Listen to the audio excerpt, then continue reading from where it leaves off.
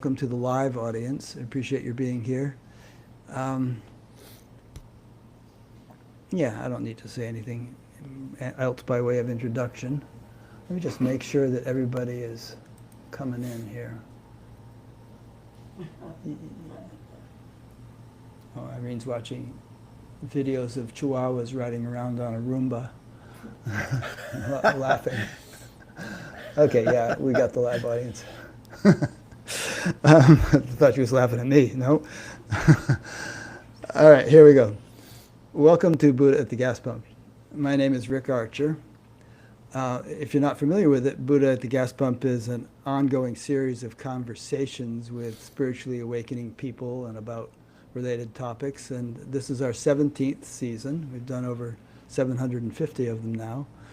So if this is new to you, you might want to check out the website, where you'll find a number of interesting things. One is a categorical index that lets you search for the interviews by category, and there's an NDE category, of course. Another is a video context search thing, where you could type in a search term, such as Kermit the Frog, and if that's been mentioned in a particular interview, you'll immediately see the interview in which it's been mentioned, and if you click on that listing, you'll actually go straight to the point in the interview which it's been mentioned. And I actually have mentioned Kermit the Frog. Another is, well,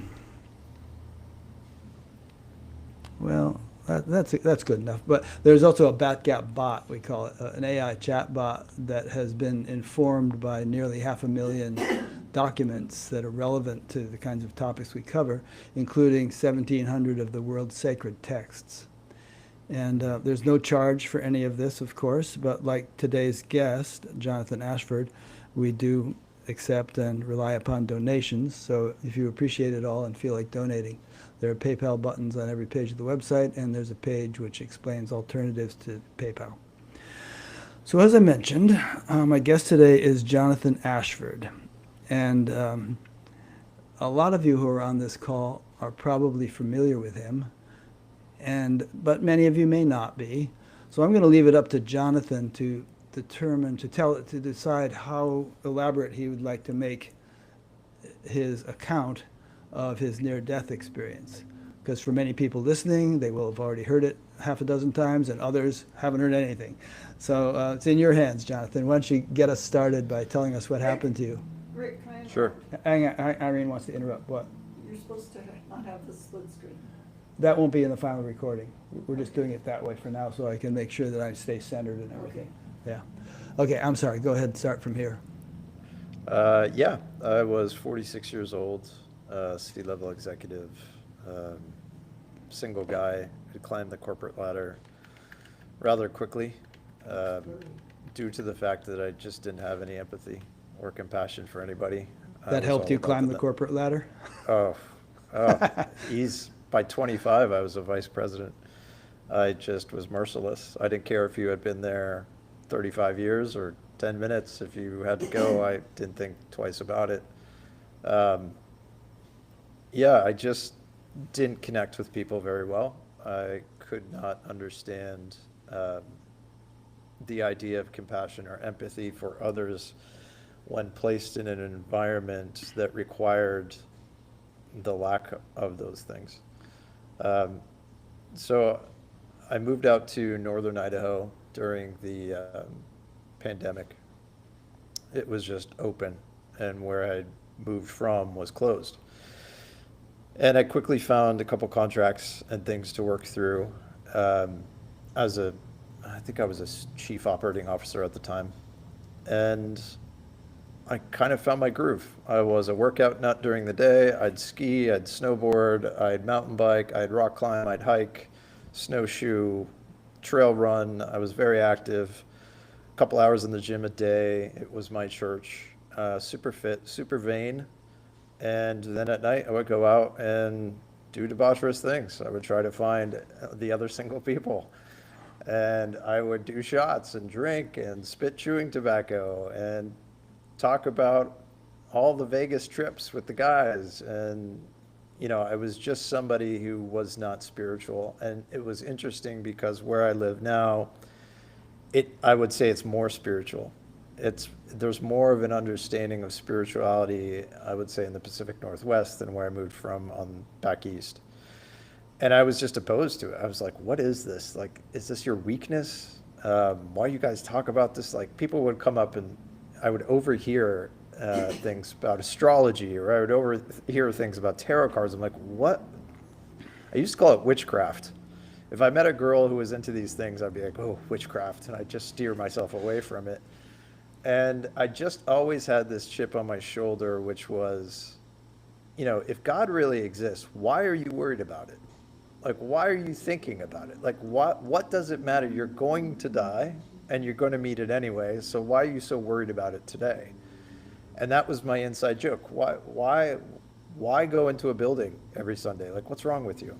And I would say, if somebody asked me to go to church with them, I would say, meet me in the bar when you're done. And that's just how I looked at life. I was just irreverent, brash. And then sure enough, I was working on an outdoor project at my house. I was on the keto diet. I was intermittent fasting, super health freak. And I went to Home Depot to pick some stuff up, and I felt really ill. I felt something wash over me, like it's just like a blanket of illness. It was immediate. And I couldn't figure it out. And I thought, well, I've only had a cup of coffee today. No big deal. I went home, kind of powered through it, was working outside. It was now lunchtime. I went to a grocery store and I collapsed. I collapsed in the coffee aisle. And about the time I hit the ground, I kind of like snapped to.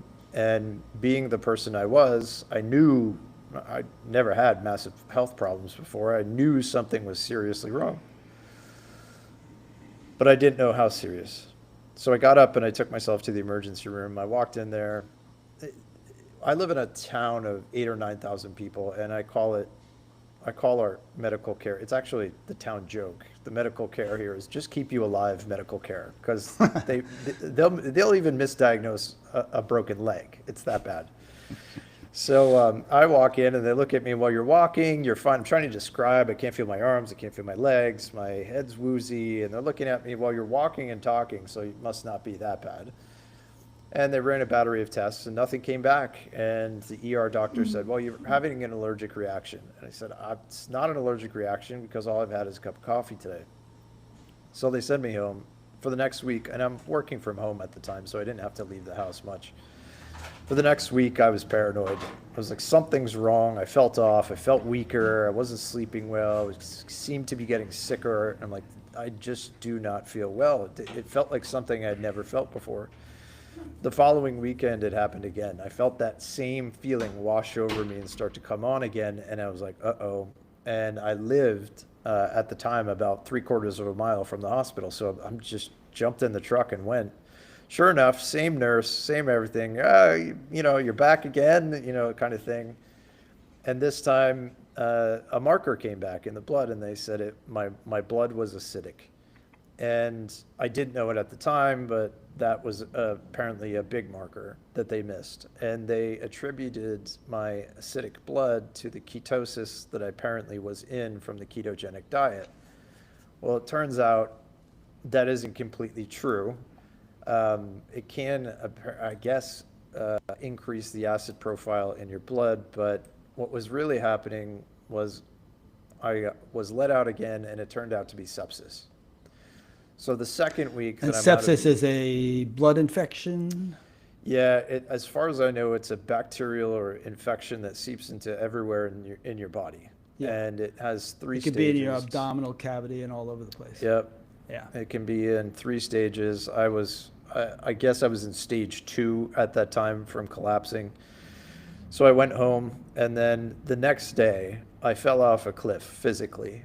And I was half a germaphobe at the time, so I figured I had just picked up COVID from being in the ER twice. Like, being in the ER once a year was a pain for me, but now I was there twice in 2 weeks. So I figured, well, I have COVID, I'm going to power through it. My body temperature started to change, at least felt like it was changing. So I was bundling up. It was 70 degrees outside in May, end of May. And I just started to not be able to control my body temperature, the feeling of my body temperature.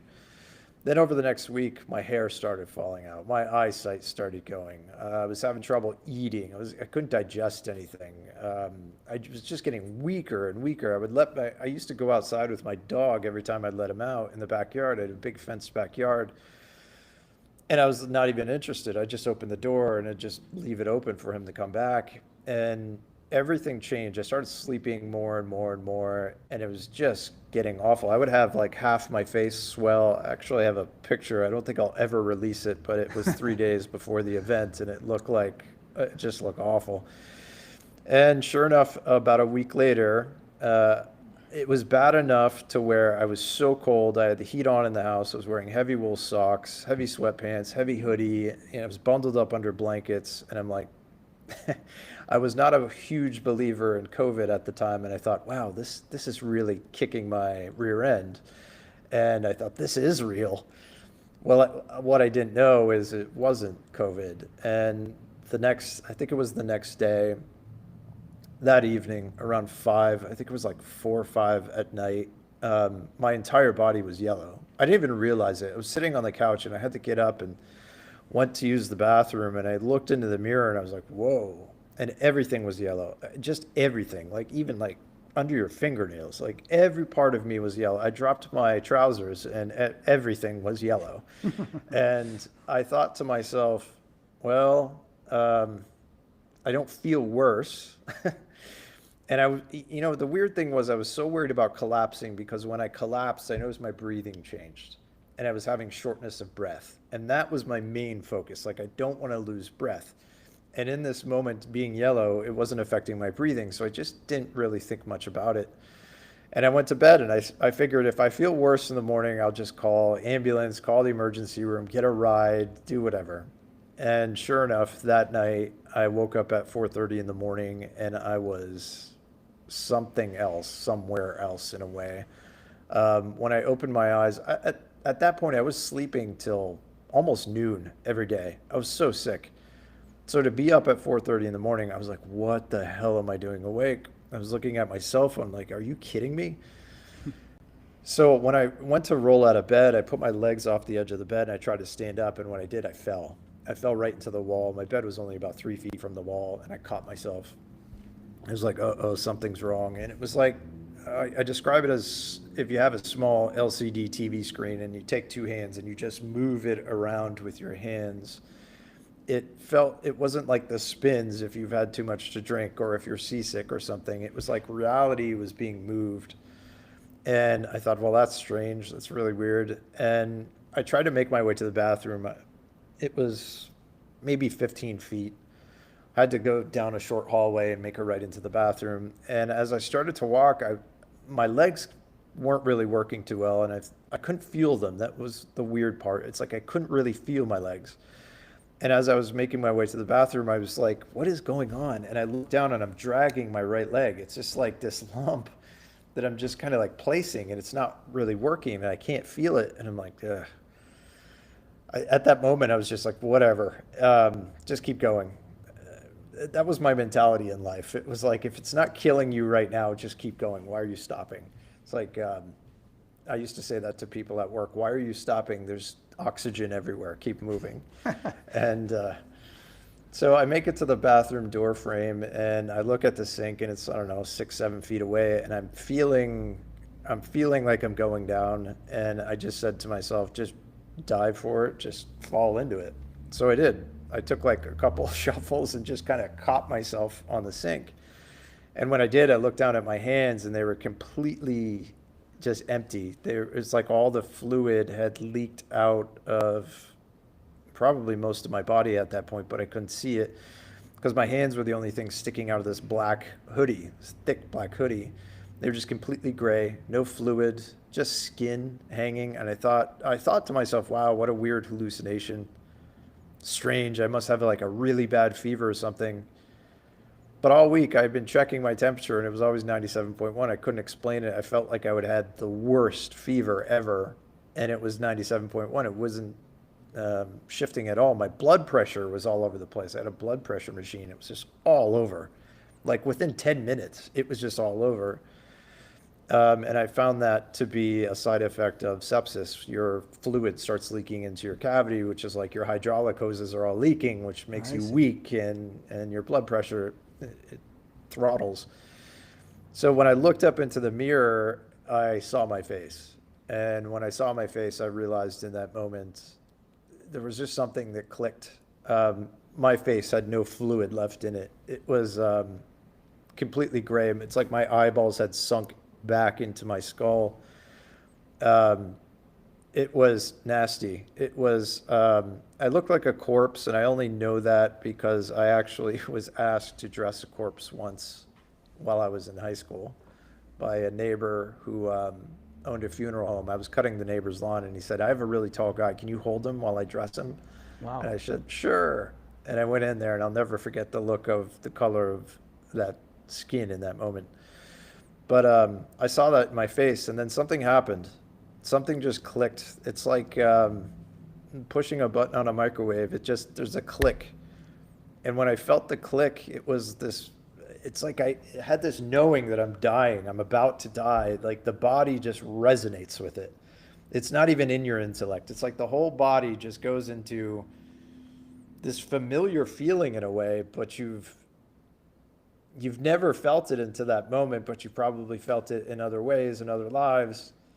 And I just recognized that I'm dying. I'm about to die. I'm looking at myself in the mirror, looking at my eyes, going, this is it. And it was like the body knew first. And then the weird thing is the mind kind of recognized the signal from the body, and the mind just let go of everything. It's like I was a power hungry guy. I was a type A. Like I would play a soccer game and dislocate both shoulders and not take a sub. I would put it back in myself. Like there was no stopping ever. And in that moment, it was all gone. That person was completely gone. And what it just allowed me to shed any clinging to life that I had. Like I'm too young, or what is happening right now? Like the intellectual questions were gone. Like my dog, the only thing in the world that I loved, I would have killed an entire village of people for that dog. And not even a thought. And it was just sliding away. And then the last thing to know is kind of like your personality, and all this happens probably within just 1 or 2 seconds. My personality was, well, this is it. And there was no part of me like, oh darn, or wow, or why. The why was gone. And it was just kind of, it was graceful for me. It's going to sound strange, but it was beautiful in a way. It was delicate, and it just flowed. And in that moment, that was it. That was the last thing I saw. It was lights out. I collapsed. I didn't even feel anything after that. It was just black. And then the first thing I experienced was this velvety blackness.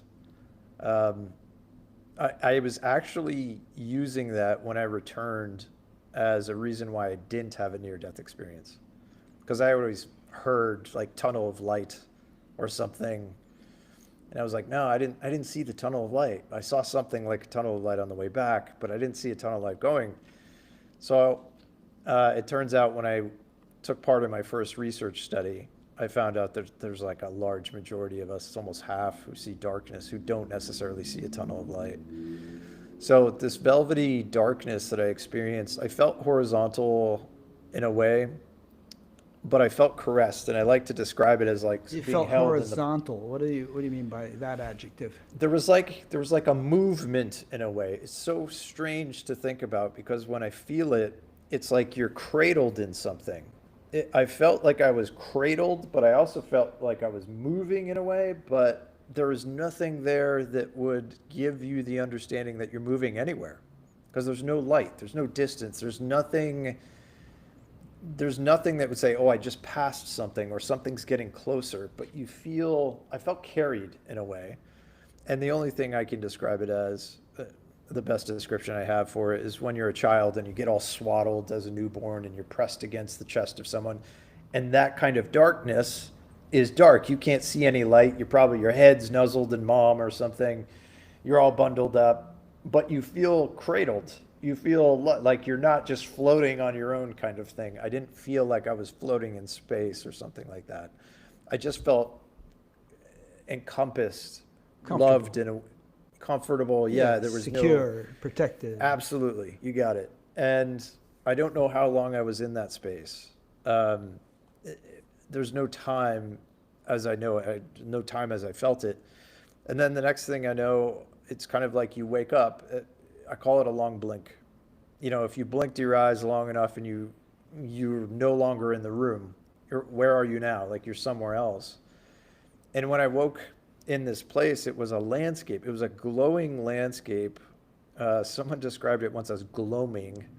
Um, it looked like the Scottish Highlands or the Irish countryside. There was this 6 inch or 8 inch grass, maybe. Before you go on, Gr- I'm wondering Yeah. if that whole thing you went through where it was dark and you were feeling swaddled and all that stuff was some kind of a portal or some kind of a transition zone that you needed to traverse before you could get to the meadow, you know? Yeah, Yeah. I do believe that's the case. I do believe that there is some kind of mini transition before. To me, there's multiple transitions. I think that was one. The Yeah. next one was when I was welcomed by a being, so to speak. Yeah. And in fact, maybe Um, the dudes on the other side said, okay, we got an incoming. He's in the tunnel. He's in the yeah, dark place now. Get ready. yeah, yeah. Like set the table. The company's coming. So yeah, I woke up in this place, and the strange thing about it, and I also understand from the research studies, is I didn't know I had passed. Like I didn't know I was dead. I didn't know I was in a place we would call the other side or in another state. It felt so more real than this. Like the only explanation or comparison I can make is this right now feels like a cartoon to me. Like it just changed my understanding of what is real and what is illusion, or what is manufactured and what is truth in a way. Um, it just feels so incredibly real. And I'm looking at this landscape, right? There's light coming from everything. There's light coming through the grass. There's light coming out of the rocks, out of the hillsides. Everything is like, has this slow breath. Like it's all alive. It's like, I want to say vibrating, but that to me is fast. It's just like this breath or pulse of something, and the grass was all moving like it was underwater, almost in unison, but there was no breeze, there was no climate in a way. And the light, I recognized, like you could, this light was like love. It felt like love. I don't want to like give you the wrong idea, but it was like tentacles, and as it hit parts of you, which I know I didn't have a body, you just feel this most incredible love, this unconditionally, like everything was there just for you. And when Let I me put my, interject a question yeah, here. I've heard it said, and I'd like your opinion on this, that people are, when they cross over, either temporarily or perhaps permanently, they're presented with something they can relate to. You know, so yes, a Hindu might see Krishna, or you were yeah, kind of a atheistic, outdoorsy guy. yeah, So you saw a nice yeah, outdoor scene, and you're going to tell us in a minute about the guy who looked like a hiker, or yeah, somebody yeah, who has some completely other, a Muslim might see Allah or whatever. yeah. Yeah, so they kind of customize it so you won't feel out of place or shocked. Correct. I learned that afterwards, about a year. I think it was a year and a half afterwards, that we all see what welcomes us the most. Because like I make the joke all the time. If I had seen a church, I would have been like, oh, Yeah, wrong like, place. yeah. But yeah. So it was just a loving landscape. The light, you could go into it, immediately recognize I could see 360 degrees around me. Feeling was seeing. They were as one. It was like the color green that was the grass. It was like alive. It was everywhere. It was its own being. And I just felt called to move a little bit. And as I moved, it was like there was this fog, this boundary or border around me. And it's like I could see things on the other side of it, but I couldn't really see things. It's like if you're driving in a car and it's fog, it's like as you drive further, things start to come through the fog. You start to see them take shape. And it felt like that. It felt like I was always in the middle of it, like a video game almost. I remember playing Legend of Zelda as a kid, and it's like as you walked, there was this bubble of light around you. And Yeah, as I was moving, this hill started to take form, and it was on the right-hand side of this essence that I was. And it was weird because you feel like you're walking, but you're not. It's like you recognize there's no weight. Like it was weightless and weight at the same time. It was very bizarre. I can't replicate the feeling. I've tried. It's interesting, but so as this hillside came about, I saw a rock, like a huge gray rock, start jutting out of the side of it, and right there, kind of like 10 feet up, I would say at the 1 o'clock or 2 o'clock position, was just a dude, a guy, a hiker, just sitting on the edge of a rock. He had his hands crossed and his elbows on his knees, and he's dangling his legs. It was like he was looking out at this beautiful landscape, just admiring it, like he had taken a break. And my attention is on this being, and as he turned his head to me, and he just he just made eye contact, but I didn't have eyes. It's like you get this immediate welcome, this knowing. It's like, I knew in that moment. I'd been told this being says, you're dead, you're on the other side. It's my translation of something telepathic, but I'm like in an in-between stage. He described kind of the welcome. There's nothing to fear. It's unconditional love. It's just like all of these things just get placed in you immediately, like a snap of a finger. And there's no part of you, I like to say, there's just no part of you that makes the trip that's like, oh, really? Like, wow, right? There's no humanness that goes, are you sure? Like, it's that shed, that ego piece gets left behind. That part of you does die.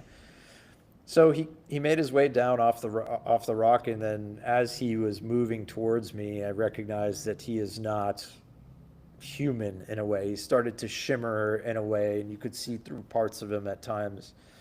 And he came right up to me, stood right next to me, and he could feel me asking without verbalizing it in any way, who are you? It was like seeing your long lost friend that you can't recognize and having the amnesia and going, I know you, but how do I know you? And it's the weirdest feeling because you're like, it's a good feeling. It's not like, oh, I'm so upset I don't recognize you. And he felt that. And he started to shift from his chest up to his head and flip through different existences. All these different people, like a deck of cards, just boom, boom, boom, man. And you were seeing woman, that in child. his form. Yeah, I'm seeing him, the hiker, from the chest down, still in the hiking clothes. Becoming different people from the chest up. Okay. But from the chest up, he turned into a woman and then a man. And I recognized all these people, and it was the same feeling. I recognized them. I don't know how I recognize them, but I know them as well. And until he landed on me, the person who had just passed. So I'm looking at myself as this being, and I'm making eye contact with this being, and then he actually didn't stay on that very long. He just kind of showed me and then zip. And after he turned back into the full hiker, he said, I am you and you are me. And when he said that, like the whole place shook. It's like all things everywhere just was like boom. Every time you say was, that, I'm reminded of "I Am the Walrus" by the Beatles. But yeah, yeah, that's good. So let me ask you. So this guy, do you have the feeling like he was your higher self? Because some people say that we have this higher self, and Yeah. most of us actually does not even live on this plane. That we're just a portion of us here, and the rest of us is there. And therefore, he was showing you all the past lives that he, as the higher self, had gone through, and you just having been the most recent one, or some other interpretation. Yeah, I have a different interpretation because I was shown over there on the second part of the experience that you can access your higher self. It was something else. It was a God being. Was not me. Was not my higher Some self. celestial being, some Yeah. cosmic beings. Yeah. I use the name Jesus or Yeshua, but I also know that this thing is beyond, thing is probably not the right word, but it is beyond man-made identification. Like we have names for these things and words for them, but I will tell you, meeting them, it doesn't cut it. And the incredible unconditional love I felt from this being was beyond his name, right? Like we have an identity and we shoebox people. We're like, okay, he's this. You put all the stuff in and you're like, okay, there's my Yeshua box and put that over there, and there's my Krishna box, and I will just tell you that whatever boxes we have, you can get rid of because it's far beyond any box. And you would say, and I don't use the name often, and people get they get PO'd about it. And the reason I don't know the name is because your identification of what it is here is through something that's only a partial truth. It's much bigger than everything ever written here. What you will read here is the smallest fraction of it. And I replaced that name with love because that's what it is. It's an unconditional love, that can peel paint off of a wall. It's and he would say the same thing. He does not have the ego that says, call me by my right name or else. There is no ego in that state. So he directed my life review, and it just started. There was no warning. It kind of after his message of I am you and you are me, it just started. And I will just say that my life review was spicy. I wasn't the best guy. I did have experiences in the life review that I would say are beautiful and loving and showed me when I was love. But a lot of it was how I dealt with people. A lot of it was understanding I was just walking around in denial of what I was, what you are, what everybody is, denying my connection to others. I was an elitist, right? If you weren't close to the top like me, why would I even talk to you? You're not worth my time. And during that So life review, were you feeling remorseful or guilt, embarrassed, or going through all kinds of emotional conditions No, because of the influence you'd had on people? No, you know what it was? It's worse than that. I didn't have regret, or I didn't have the emotional side. When you're there with this being and you're feeling the love that comes from this being, and you're witnessing yourself play out something, and you're either in your body or in somebody else's receiving kind of the garbage you're spitting at somebody, you recognize that you're letting this being down. And that's the worst feeling. It's not like, well, I really regret, like treating this person poorly. That's very human calculation. There is some of that in a way. But what really hurts is when you understand that that being is also that person that you had spit that at, right? I am you, you are me. It is everything. We are it. When you realize what you're doing to somebody else, you're doing to it, then that's the worst feeling. Yeah, That is remember an Jesus, you emptiness. probably don't remember this because you didn't go to church, but Jesus said, whatsoever you do unto the least of these, you do unto me. There you go. There you Yeah. go. Perfect. And I would say that's the feeling that is the worst, because you recognize how much love you're receiving from this being, like unconditional love, even doing the worst thing I had ever done in my lifetime, all the worst things, unconditionally loved, not even a flinch. And it's like your best friend, your brother, your buddy, your maker, your all kinds of things, right? Wrapped up into one ball. And you're like, I let you down. I let you down. And that is the worst feeling that I could put. It's like, I tell everybody, if you do one thing here, recognize how you treat people, because you don't want to feel that. You just don't. It's not fun. It's not fun at all. And it's not about like how many F-bombs I dropped or how much porn I watched, or like those are human things. But it's about our connection to each other. It's about understanding how connected we are to each other. It's about understanding we are love itself in a way. And I would say that was the biggest takeaway for me in my experience. I can't speak for anybody else's, but that I've was heard you rough. say that we're not judged, but it sounds here like you were judging yourself at that point. Correct. There was This no this judgment being coming. wasn't like, giving you a hard time, but No. you're just like, okay, let me just play this movie It's for you and see how you feel. Yeah, it's like in that space, the human filter is removed. Sometimes I say, we have excuses here why we act a certain way. Like I could have taken everything in my life review and said, from the age of 21 to 46, everything that I did bad was because I was stressed because I was working a lot of hours, right? That's an excuse. There's no excuse there. It doesn't exist. There's no like you're too tired, you were tired and you yelled at your kid, right? We're going to do these things because we're here to experience. However, if you're awake to that fact that this is an experience, you won't have the excuse of why you do certain things. Yeah. And that was the eye-opening piece for me. There was no judgment from that being whatsoever. And I'd done some really crazy, nasty things. You just weren't awake. And yeah. Remember and what it's like Jesus we're said on the children. cross. He said, forgive them, Father. They know not what they do. Absolutely, absolutely. And it's weird. It's like you feel like a child there. Like we live at a complete adult life. We think we know what's up. You die and you have an experience. You're like, oh, I was the kid in the corner of kindergarten just eating crayons. I thought I knew what I was doing. It's like you just have this difference of feeling between you and what it really is. And you just realize we're all children here just feeling our way through it. We're all in this stage of trying to remember what this is about. And how could a God being, in a sense, look at you and go, well, when you were 16, you did this, and I'm going to punish you for it.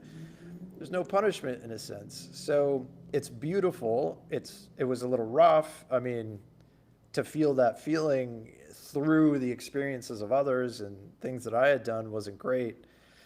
But you leave it, like I remember when it ended, and it was just like, it happened it felt like it was instantaneously and 100 years long. It was the weirdest thing. It was both at once, and I can't explain that in human terms. But I remember when it ended and just turning and looking at this being, and it was just like radiating love. Just like, now you know, and I love you incredibly because you know what it is now. And I just remember that feeling was so overwhelming. It just changed me on the spot. It just made me realize what connection meant. Like, everybody here on this planet. You don't realize you know everybody here on this planet, but you do. We're connected to people.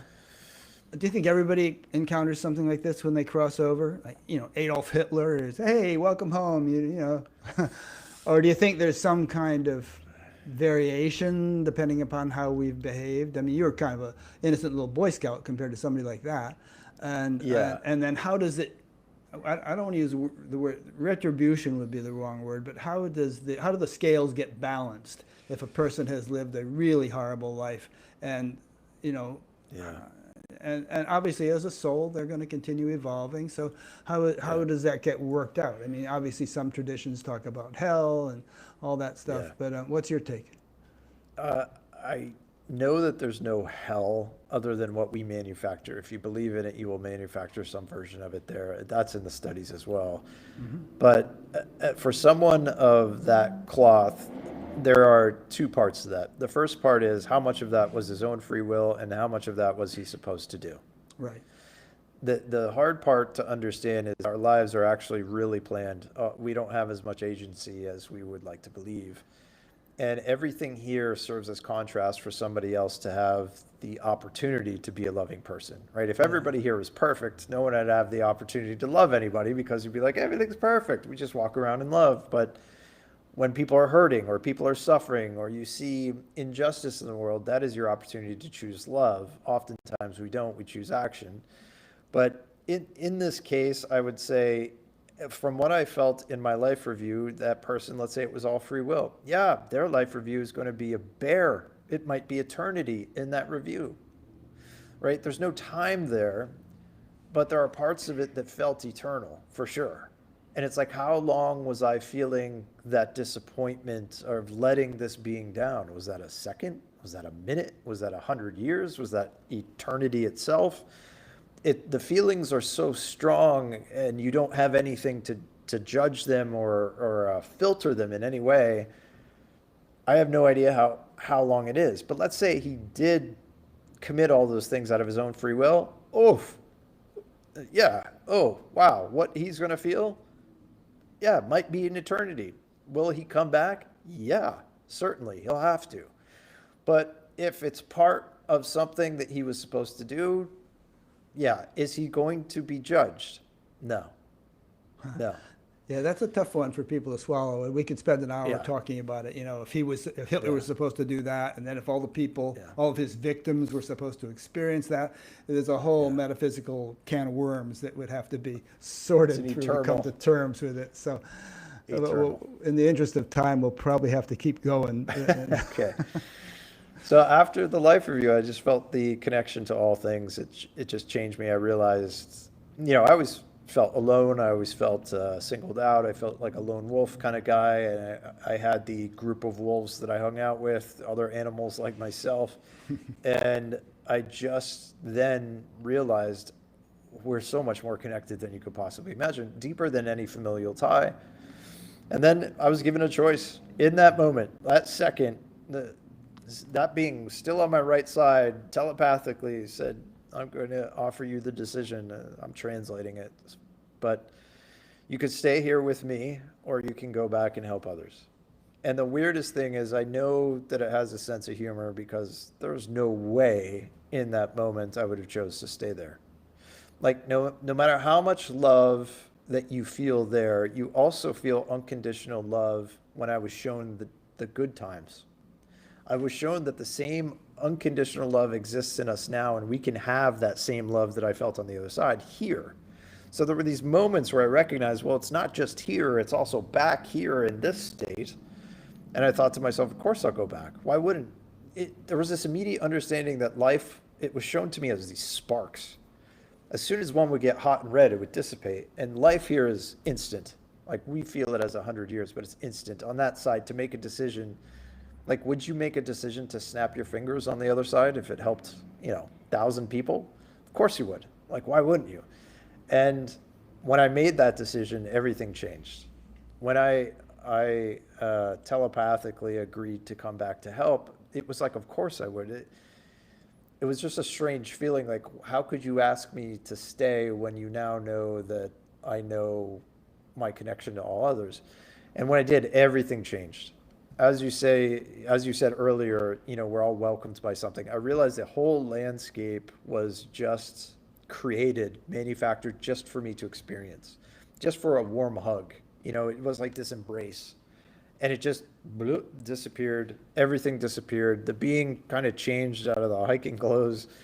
You look like more of a god type of being, very tall, powerful. And that we're in, I will call it a version of space. I call it the void. It's like this living place that you just have this understanding all form comes from. It's like what's behind the form. It's like if you're in a factory of ceramics that makes ceramics, it's like this is where the clay starts. And then it takes the shape of a pot when it goes through the machine. So it's like space, but it's not like space. The darkness is alive. It's fluid almost. There were these celestial beings or stars that were as big as homes. Just boom, boom, boom, all around. The interesting thing was the darkness that was between them, which was like a tar pit almost, like a just bubbling, moving darkness, was just as alive as the celestial beings. It was like you could reach out and grab it, a handful of it. It was strange. Celestial beings that were like homes. When you say celestial beings, I picture some kind of angel or some kind of sentient creature of some kind. But homes obviously are insentient. Size-wise. They're as big as homes. But what did they look like? homes. Can you describe them? Giant orbs of light. Orbs. Okay, Biggest so they orbs, were like- they were sort of featureless but luminous and Luminous, sentient. Yeah, definitely sentient, massive, and glowing a color. It's like a bluish, whitish, but it's not bluish white. It's some other color. Color was very strange there. There were colors, I experienced colors there that I can't describe. Their color is alive. Like we would say, well, it'd be like red being alive, but it's really like more than that. It's like its own essence. And the color that this thing emits is like the communication you receive. So it's like when you feel the color, when you feel the light, you're actually feeling the communication coming from it. I see. It's like So nothing. it's some I've kind of a experienced. medium through which information can be transmitted or something. Yep. And Okay. in this place, I just experienced just information. It went on forever. It was started with truth. I remember the first thing being shown was truth, and it was a perfect circle. It just appeared, just a perfect circle.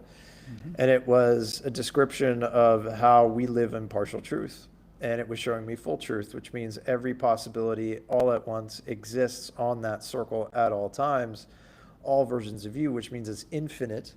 And it also means all, because it's all possibilities, it means all good and all bad, right? It's But interesting we that all, this started just after you agreed to come back, because it was yes. like, okay, he's agreed to come back. Let's give him the download, and then Yeah, all this that- started.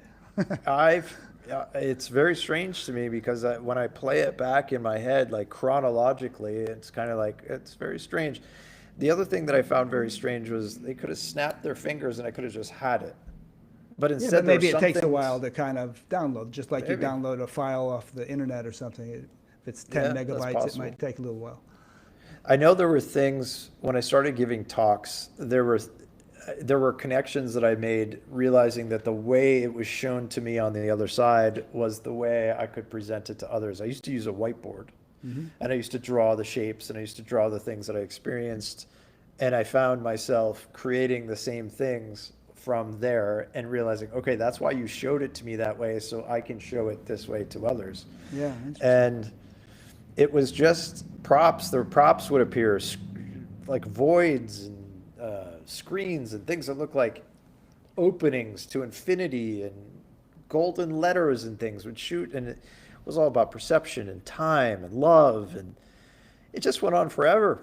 Like it's interesting. Like I come back with it and I have it all and I just call myself a search engine. Like you ask a particular question, I know the answer is in there, but it's not here. I don't have to Yeah. think about the answer. It like comes from here. Yeah. And And you at the probably end- start answering questions before you even know what you're going to say, and it comes out as you're saying it, right? It comes out before I know. In fact, that happens very often when I give interviews. Yeah, I have to start- go back. I have to go back because I oftentimes, or even talks, people ask me, "Oh, that was that one thing you said in that last talk," and I'm like, What did I I gotta go say? back and look.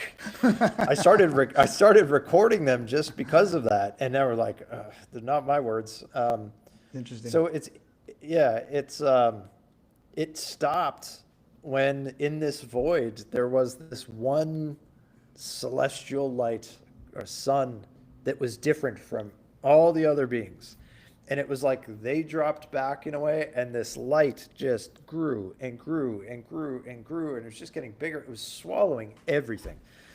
Swallowed all the blackness, swallowed all the beings that were left there. It swallowed the being who was with me, and then it swallowed me, and there was nothing but this light. There was nothing front, back, nothing but this light. And it's a golden, whitish yellow light that isn't golden, whitish yellow, but those are the closest things I can use to describe it. And in it, you feel everything. And when I say everything, I mean you can feel every hair on everybody's head. You can feel every blade of grass, every bird, every molecule of anything here. You feel all, and you realize that when you feel it, it's all for you. All of it. Everything that's been created is just for you and your experience. And it's an unconditional love that even I can't quite describe, because when you look at the world and you look at, wow, there must be 1 billion leaves on that tree out there, to know that every leaf on there is for you to look at as part of your experience, you will know that that tree is made out of love just for you. Every car going by, you look at cars all day and you're like, it's just a car. But when you realize that you viewing the car as part of your experience is the reason the car exists, then you start to plug into something greater. Everything here exists for our experience. Well, could the And you person in feel the that. car say, okay, that guy on the sidewalk who's looking at me, he exists for me. The reason Correct. he exists is for me. So in other words, Correct. what you're saying here could be applied to all 8 billion of us. Yeah, it was shown to me as a giant sandcastle. It was one of the things that showed up. It was a sandcastle, like 100 miles high. And I was being shown the bottom, like kind of where the sandcastle rests on the beach. So you're looking in this massive thing. And I was shown that each one of us is a grain of sand. We're just a grain of sand in the castle. But if one grain was removed, the whole thing falls. Mm-hmm. That's how important everybody's life here is to each other. Yeah. No And- man and is it's an knowing island that- apart from the main. Ask not for whom the bell tolls, it tolls for thee. There you go, yeah. John Donne. Yeah. But it's interesting, like you remove the grain from the bottom and the top is affected. Mm-hmm. And you would say, well, the top of the sandcastle doesn't know the bottom, and I will argue you absolutely do, because together you are the sandcastle. Yeah. So we have this sense of individuality, the ego, which allows us to believe, well, this is my life and this is the way I'm doing it and this is me. But then in that place, you understand, well, yes and no. You're experiencing it through an individual experience, but for the connection of all others. Your experience, your existence, it's shown to me, like, everybody asks me, what's my purpose? And I laugh. I'm like, take your next breath, please. Like, start there. And it's like we're so important to each other's experience here, because it is the very thing that allows us to remember more. Because without each other, we couldn't. We couldn't have, the neighbor who hates my guts, which is the opportunity for me to love them, right? We wouldn't have the back and forth, the contrast. So, yeah, in that place, I call it the embrace of God, in that light. It just, I can't explain it well enough, and anything I do is not even close. Is that But why we come it's- to Earth? Somebody sent in a question of like, why do we have to come down here and experience all this junk, when there's this lovely realm that Yeah. but maybe what you're saying is we can learn lessons or something, or there's value to be found in this concrete, difficult dimension of life that you're just not going to get if you just hang out in the heavenly realms. Yeah, it was shown to me as a gift. This is going to sound crazy to half the people listening. That life is a gift, because I sometimes explain it as ice cream. You're like a 3-year-old, you have ice cream for the first time, and you're like, oh my God, I didn't know ice cream exists, and you're just amazed by it. And every day you want ice cream. But if you eat it every day, you get bored of it by the 7th day. You're like, meh, ice cream. But imagine you would forget every day. So every day you tried ice cream, it was the first time again, the first Yeah. time again, the first time again. And that's why we're here. We're here to forget love, to remember it, because when you remember the unconditional love that you are, there's no greater feeling. None. Not even winning the lottery. It beats that. And it's just, the gift is knowing that you remembering love is serving the whole. You not remembering love is also serving the whole. So your individual free will piece is, well, can I remember it today? Can I remember it right now? Yeah. Ooh, ice cream for the first time, when you start to feel it truly, authentically. But it won't make sense to our intellect here. It won't make sense. It's kind of like that embrace of God, which I was in, created everything for us to experience. This divine intelligence created everything for us to experience, so it could experience our laughter, our love, our sorrow. It's experiencing through us. It's like walking away from the sun, forgetting the sun exists, and you turn around and you're like, oh, a sun, and the sun is like, you remember, and it's like hugs and love, and it's an exercise. And the unfortunate part is we look at it as something to solve, and in trying to solve it, we create our own suffering. And I would just say it's an exercise. It's an exercise in right now. So right now, can you be love? Right now. Don't worry about tomorrow. Don't worry about 5 minutes from now. Just right now. Can you do it? Good. Now, remember as many right nows as you can throughout your life. You're going to forget. You're going to be the nightmare in somebody else's life. You're going to be the grumpy person. That's to be expected. This was never about perfection. But when you get to the right now, I remember, that's what changes the world. That's what changes the experience. That's when you turn and face the sun and go, oh, I know you're there. And that's where magic happens. That's putting yourself in a state where magic can happen. Do you find that you don't have to practice this anymore, like be attentive and remembering it and so on? Does it become second nature after a while? So it's just your spontaneous way of functioning. Whereas for maybe somebody who hasn't experienced what you have, they really need to make an effort, because otherwise it's so easily forgotten, and they have to be more vigilant. Yeah, I tell people, kind of don't make it an effort, make it a practice. right? Fake An it till you effortless make it. practice. Yeah, fake it till you make it. You know, once I pray or give thanks or connect 3 times a day minimum. But those 3 times a day are always my meals. I eat 3 meals a day. Breakfast, thank you for the day, thank you for the opportunities, right? I'm trying to be love in the moment, allow that love to come within me, and I do that 3 times a day. But then you can expand that. You can expand that into gratitude. And gratitude is setting the stage for, I recognize this as a gift. I don't feel it right now. Not feeling that unconditional love in this moment because my boss, well, I hate his guts, but I recognize there's a gift in it. And that's just starting the process. It's a muscle in a way. It's kind of like the more you exercise it, the more you use it, the easier it is to flex it. Sometimes I say it's the shedding. So you have all these layers of the onion and you're just peeling away layer after layer after layer. And you're just getting to the source of what you are. And some people do that in this life. And some people won't. Some people refuse.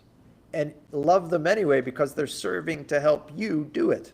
Right? You recognize the action in another and go, I just don't condone that behavior. And wait a second, but that behavior is serving me because now I'm being the witness to it that says, okay, I'll choose to be love in the moment and not judge the behavior.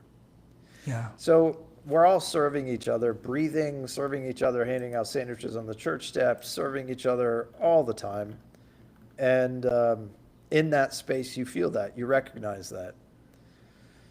And then coming out of that, it was like dropping in slow motion back into a body.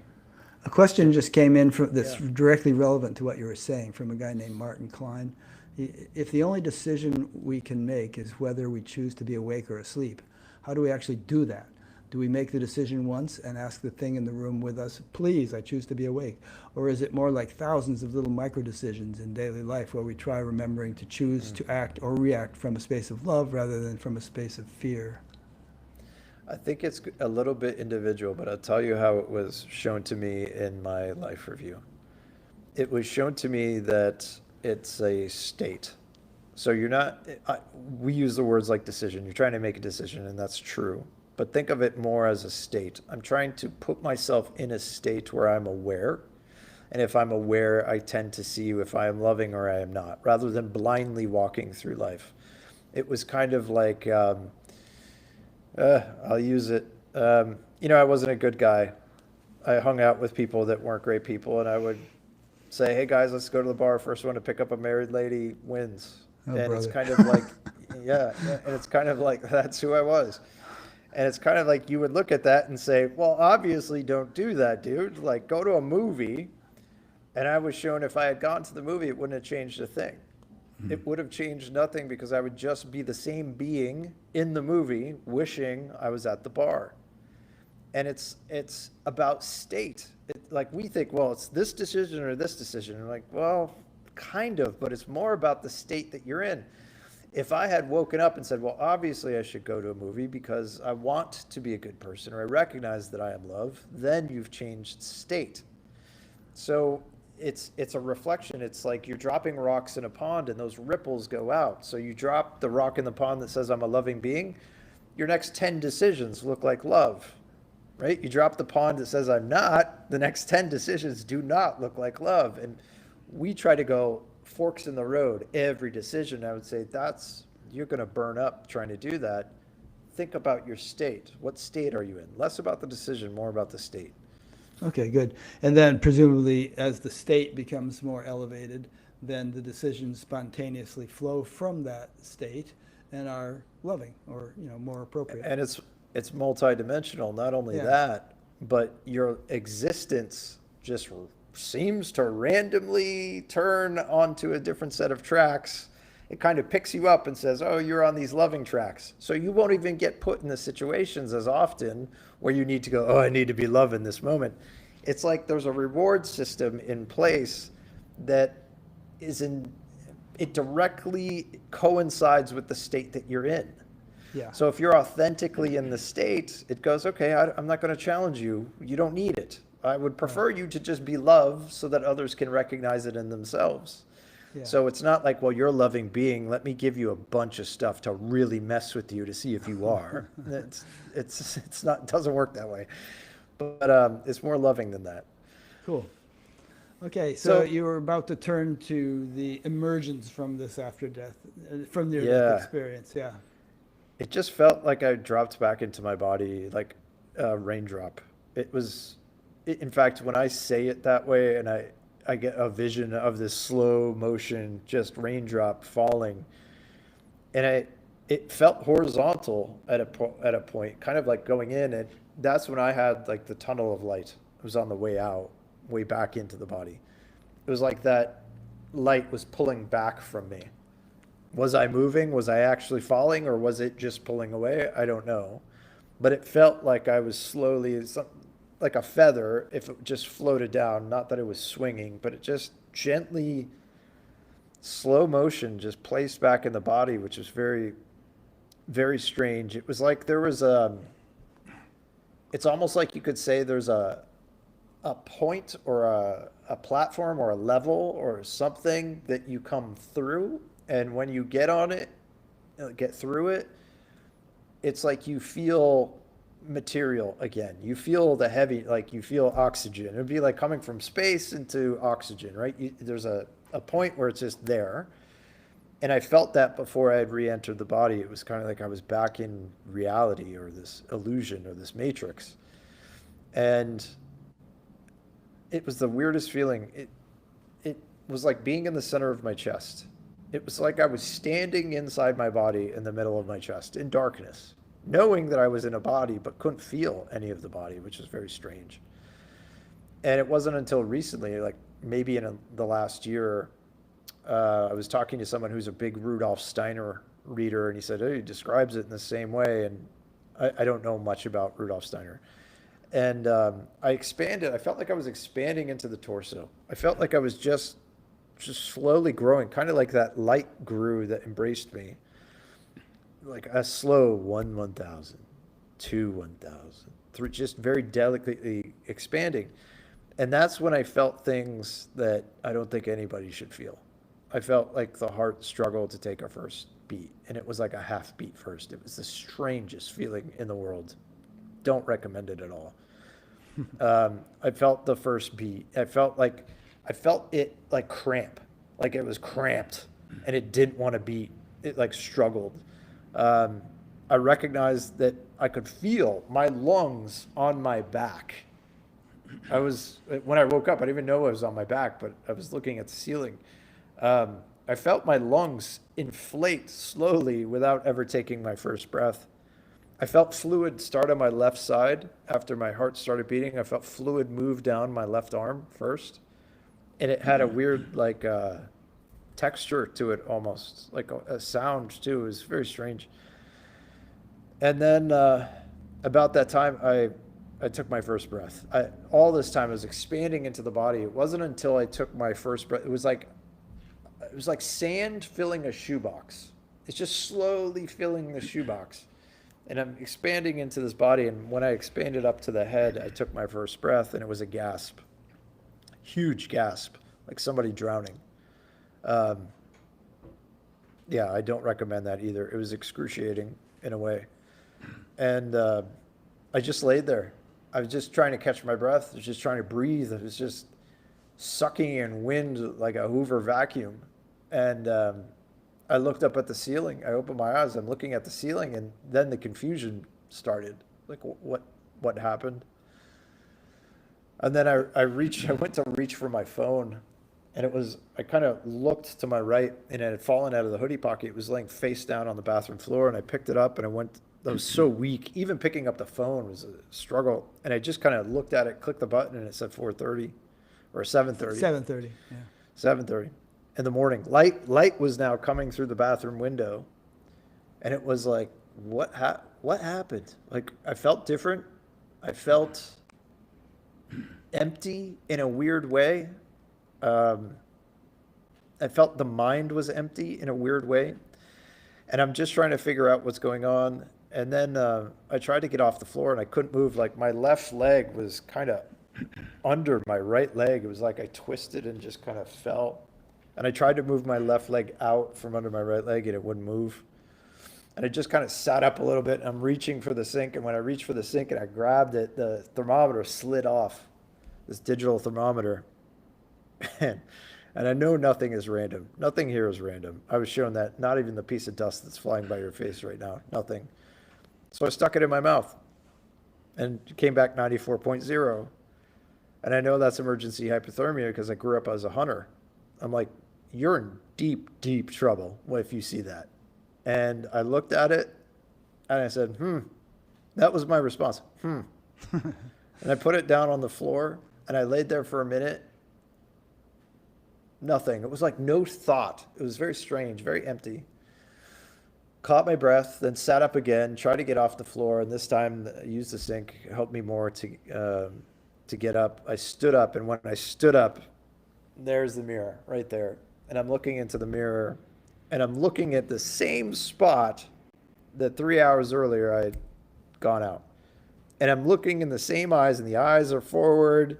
The face is filled in. I've got a little bit of color in my cheeks, and I stared at myself. I just stared at myself, like, what's going on? And I didn't know what to do in that moment. It seemed like forever. I don't know how long I was staring at myself.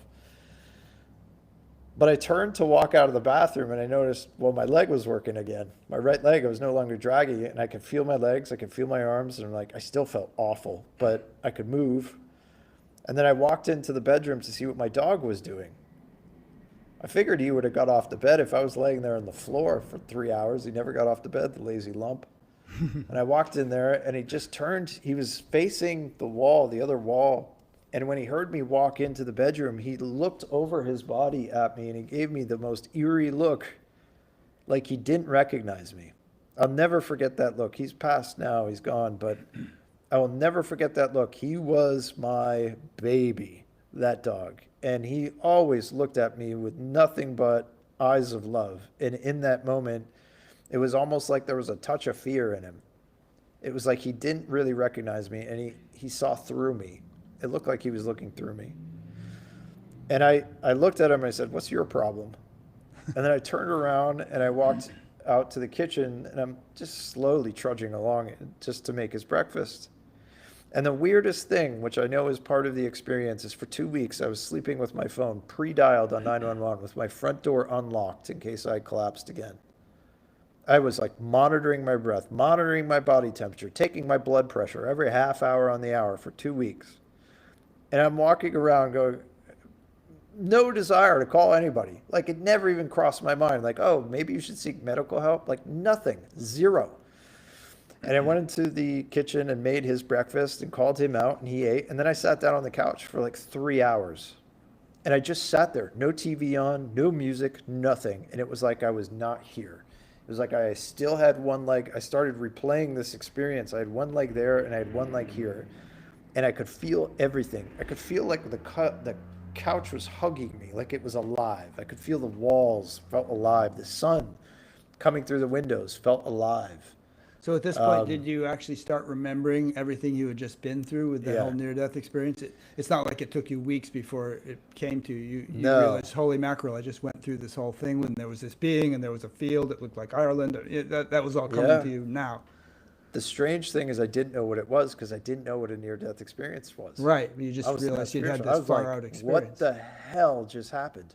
And Yeah. I had done psychedelics in college. I mean, I had some wild trips, and I'm thinking, this is far beyond that. It just felt way different. Yeah. And I was just sitting there, just trying to resolve it.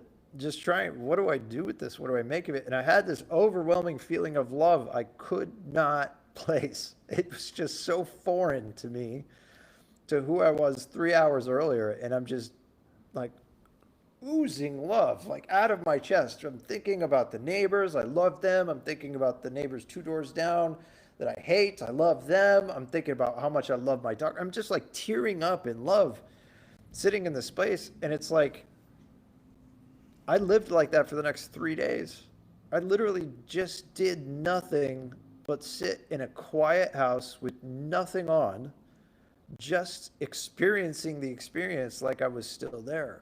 So you still didn't go to the hospital or anything? You just sat there for a few No, days? I had, it's funny. I had a doctor appointment scheduled for like 4 days after the event. And when I walked to the kitchen to make his breakfast, I said, I guess I'm good. I'm no longer yellow. Oh, brother. Um, and my leg is working. I'm like, yeah, I'll wait till the appointment. And no, nothing, which is, Huh. I know was part of the experience because I was like literally at a button. I would sit on the couch like this. I'd have the blood pressure machine going. I'd be having trouble breathing, and I'd be sitting there with the phone like this, Getting ready to dial 911. just if you getting needed ready to push the button because if my breathing gets worse, I'm like, I'm in trouble. And no, nothing. Like no desire for medical help, no worry, no like, hey dude, you were gone on a bathroom floor for 3 hours. Like I fell for literally a split second, collapsed face first down in a grocery store, caught myself before I smashed my face. And that was enough for me to beeline for the emergency room. And here I know that I've been gone for 3 hours. I know my body temperature is 94 degrees. And I'm like, oh, well, like, what a beautiful day. It was the strangest experience. I still can't resolve it completely other than it was part of the experience, which I wasn't supposed to call. I wasn't supposed to do anything. Before we get So, any further, yeah. I warned you by email that I had a skeptical question, so I'm going to ask Yeah. that now. And I want the audience to understand that I mean no disrespect. And I actually think that it may help you to discuss this a little bit. But, medically speaking, if you stop breathing and your heart stops beating for 10 minutes, you pretty much have irreversible brain damage. I think the longest that anyone has recovered from such a thing is like some kid who was in icy water, and the really cold temperature kept him from having serious brain damage, and he was under there for nearly half an hour. But 3 hours, if I don't think there's a doctor on the planet that you would be able to convince that you had been in a state of no heartbeat, no breath, for 3 hours and not be dead instead of near dead. And I'll just say one or two more little things here. You were completely unaware of your body during this whole 3 hours. And when you began to be aware of your body, you had the subjective experience that your heart was now starting after having not beaten. But you don't know for sure if it had beaten for 3 hours. And you were starting to breathe, but you don't know for sure if you weren't breathing during those 3 hours. It just seemed like they were starting up again. But it could be that they had been going, maybe in an awkward sort of jerky way, but they got to have been going, or you wouldn't be having this conversation with me. Yeah, from a medical standpoint, it makes zero sense. None. Yeah. And there are two others that have me beat, one at 5.5 hours and one at 16. And I think the interesting part is not how long people were gone. I think it's more along the lines of what people came back with. Like I could care less if people think I had an experience or not. Well, I know you If had the experience. I'm just, yeah, I'm just skeptical of this no heartbeat for 3 hours thing. And I wonder if yeah, you've ever discussed this with somebody like Jeffrey Long or Sam Parnia or Pim Van Lommel, these doctors that are into near-death experiences, and what they would say yeah. if you did. I believe those two others are part of Jeff's experience or research study, Yeah, I think which they I am are. also a part of. Yep. I'm also a part of his.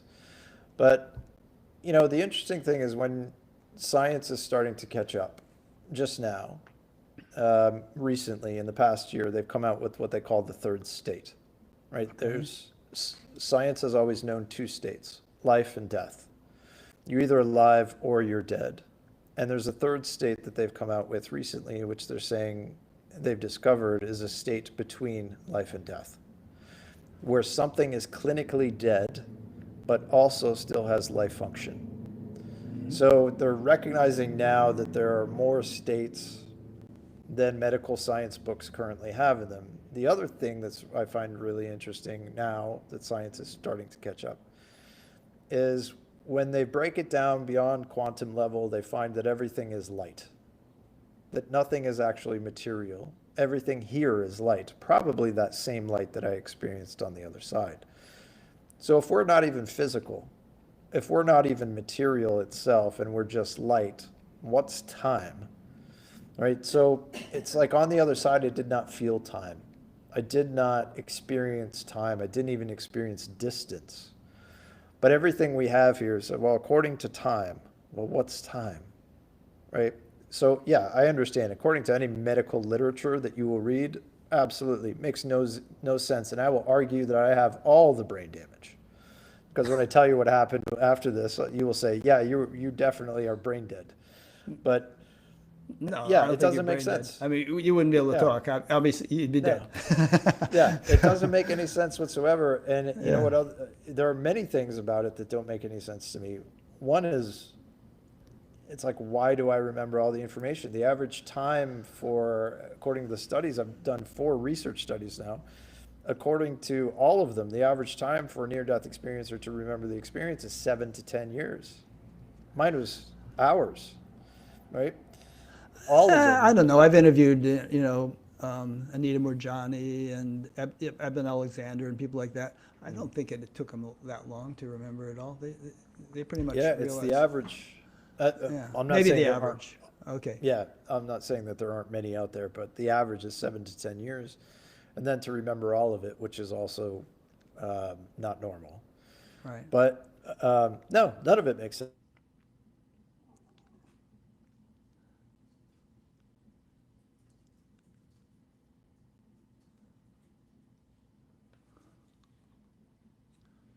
Can you hear me? Your voice just Weeks froze up. before that event, I was. Hang on, Jonathan. Oh. I didn't hear anything you just said for the last 5 seconds. You said none of it makes sense, and then you froze. Yeah, hello. Am I back? You're back now. All right, again. No, none of it makes sense. None of it will make medical sense. None of the information I have will make sense to people who are in the academic community. I've spoken with many researchers, doctors, psychologists, all kinds of people, and there are 2 groups. One where it makes sense in a way, in a spiritual way, and others who are like, no, I don't believe any part of it, and that's okay. That's part of this existence. That's part of this experience. Yeah. I don't seek any validation. I'm not here for anything. I don't want anything from anybody, not even money. I don't. Okay, well, I won't belabor it. There's so many things we can talk about, and obviously I believe everything about your spiritual experience. Yeah. This other side experience. I'm just maybe I'm a little stuck in the current medical paradigm in terms of heartbeat stopping for 3 hours. But there's so many things I want to talk to you about. But before I start asking more questions, is there something on your mind that you want to keep going with before I start jumping around with different questions? No, let's jump in. I'll just say that from that point, I was completely different. The cord was cut. That person who I was before did not return. Yeah. Not even close. Nothing close. I'll let you elaborate on that because you haven't had a chance to say it, but your entire lifestyle changed right away. Yeah. Yeah, I'll give you an example. The last social event, it's really interesting. I'm missing memories from the previous life up to that point. But I have some that are very vivid. And I remember the last time I went out was maybe like a week and a half before my collapse. I met a bunch of guys in a bar, doing my thing, drinking beers. I'd done a 3-hour workout. I felt good. I'm like, yeah, let's go out, guys. Drinking beers. I'm spitting my chewing tobacco into an empty beer can, and we're talking about the debaucherous things that a friend had just done down in Las Vegas, and we're trying to plan a guy's trip. And in that moment, if you had come up to me and said anything about love, I would have told you to F off. Like if you had told me, if somebody walked up and said anything spiritual or even hello, I would have stared at you like, why are you're interrupting me? You would have spit tobacco at him. Yeah. I was that kind of guy. I was always cocked and loaded. And waking up in a place of love, I immediately knew that didn't come back. I immediately knew I was never going to work in an office again. At that point, I was sitting on a move to Dallas, Texas. I had a job offer for $216,000 a year to be chief marketing officer with a large company, which I find this ironic. A large company who buys up residential properties and turns them into commercials so they can raise the rents and basically kick people out of towns, right? Well, that's a creepy thing. I've read about that. Yeah. And I had an offer and I was about to take it. And lightning struck, and I knew, I just could never go into an office again. I had a 25-year career in marketing and technology. I knew I would never, ever work in a scenario in any way where I would manipulate somebody for my gain or the gain of a company. And that ended that day. It's the weirdest thing. I wasn't that person anymore. And everything I had owned, I had multiple boats. I had an antique, high-end antique sailboat. I had a motorboat on one side of the lake, sailboat on the other. I used to drive one boat to the other. I thought it was great. Like, look at me, I can drive multiple boats to each other. And all the other stuff that I had, all the money, all the trips, everything, it just stopped immediately. Immediately. Everything changed. And there was no slow integration. It was a light switch. Yeah, so you sold all that stuff. I mean, did All you of have it. much equity in it? Because must have a little nest egg if you sold all those boats and cars. I wish and I did. I houses. blew it. I came out of a divorce and whatever I had left, I put into the house. I bought a house about a mile from the biggest lake in Idaho, but it was expensive to live out here. It's a resort town. So I put the money into the house, had a little bit left over. I bought the first boat. Then I started earning again. And I was like, okay, I need another boat. I need a Yeah, bigger but boat. then when you had your NDE and you sold all this stuff, didn't you have some Yep. And I money lived to off that. sock away? I lived off that for the first year or so. Okay, Paid down all the bills. I think I was $40,000 in debt at the time, so I paid that down. Yeah. So I blew the money. Basically, I went through the money in 2 years. Okay. And And you didn't get a chance to finish your story, but the audience should know that what was wrong with you was that you had a gallstone stuck in a duct and you weren't aware of it because you had an insensitivity to pain, and Yep. that's why you were so sick. And I presume you've had gallstone surgery or something to get the stone out now or whatever. So that's No. not happening anymore. No? It just dissolved? No, I got healed. It was like the fourth day. Okay. Third, fourth day in there, I had this giant flush come through my body. Like, it was disgusting. I'll just say that. I won't go into the detail, but my entire body kind of detoxed and flushed on that day. However, I was still severely ill, and finally, I convinced the doctor to do ultrasound, and they found all kinds of damage to my organs. And what had happened, it wasn't until months later, I gave up on the medical community. They couldn't figure it out. They're like, yeah, you've got some real problems. We don't know what caused it. And I went to, what do you call it, a functional doctor? Functional medicine. Homeopathy, functional medicine. And she said, well, let's do a DNA test. Let's do all the tests that the medical community won't do. And she put it together. She said, well, first off, you have a DNA mutation to pain. She could see the markers. I showed her the ultrasounds. She's like, here's what I think happened. I think you went septic. You're showing signs of having gone septic.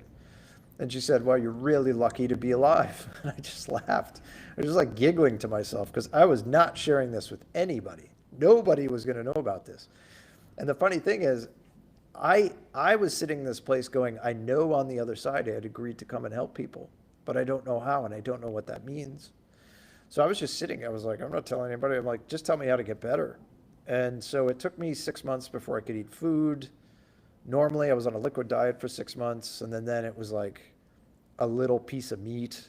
And then it was like it just grew, but it took a solid year before I could eat well again. I'm going on the third year. I still have medical problems that aren't completely healed. I'll probably have damage for life, but I've heard you say that about every 6 months you have a health crisis of some kind. Yep. You kind of crash and then you come back to it, but you come back from it, but you've been upgraded a little bit. There's been a reset, and there's some new level of wellness that you hadn't had. Yeah, it's wellness. It's strange. It also coincides with the psychic gifts that I have. Right. It's like every 6 months I come back and just get a little bit more psychic when I go through that experience. I can feel more, sometimes physically feel more. So, there have been people in history like Saint Francis who nearly died and was out for a long period and then kind of came out of it transformed. If you ever watched the movie Brother, Sun, Sister, Moon about Saint Francis, you see what he went through. But there are numerous other examples like that where people go through this catharsis by virtue of a health crisis that alters them dramatically. I do know over the people that I've met over the last couple of years, just doing what I'm doing, I find there's a common ground that is found in suffering. Mhm. Physical suffering unlocks something in some weird way. Trauma, in some weird way, unlocks something more within us that doesn't if you haven't gone through it. But yeah, it was a long, on the other side, before I came back, I was given some warnings. One of them was the recovery was going to be long. But from that side, you're not thinking, well, what does that mean? Like, you just like, whatever. It's okay, the recovery is going to be long. And it turned out to be long. It was. I'm still dealing with working it on on my it. Yeah. third year. So it started Yeah. then. The whole experience really started then. Okay. Okay. I don't know how we're going to do this, but I have like a couple dozen questions I want to ask you. Okay. So let's kind of go back All and right. forth so Let's I can go. get them in. So, and they're not necessarily in the most logical order, but here we go. So some of them are from me and some of them are from various people, but here's one from me. During your life review, you saw that there were guides accompanying you during your life. I've known people who say that there are guides accompanying all of us all the time, and some of these people I've known and have talked to claim to see them quite clearly. Do you agree with those people, and do you see guides or celestial beings as you function now as a human, a back to earth, a human being? Mhm. Yeah, it's a yes and no because we influence what we see in a way. Hmm. So those who see guide, I speak to people and they're like, I have my guide Michael, my guide Mary, and Lisa, and they look a certain way. And I just know that that is a formless divinity taking the shape for them. It's kind of like the welcome that I received in the landscape. It takes the shape for you. We all have, call it guides around us, but you don't have to call it guides. If you're breathing air, you're breathing it. It's around you. It's everywhere around you. However, some of us would prefer it in a shape. Well, some people And say we some, all have a guardian angel or two that are actually entities that have been assigned to us for life to look out for us or something. What do you think I about wouldn't say that? it's across the board. I would say maybe in some circumstances, but the way it was shown to me is there's a formless divinity in the room that you can't see, Right. that is always around you. It's a super intelligence, call it a quantum field if you want, but it's all around you all the time. Does it need a name? Maybe for you, you need to have it a certain way, or you agreed to have it a certain way in this existence. For me, I do see celestial beings. I see orbs. I communicate with orbs, Oh yeah, I want shadow to talk to you about figures. orbs. We're going to do a whole thing on orbs. Let's do that now. Yeah. All So, right.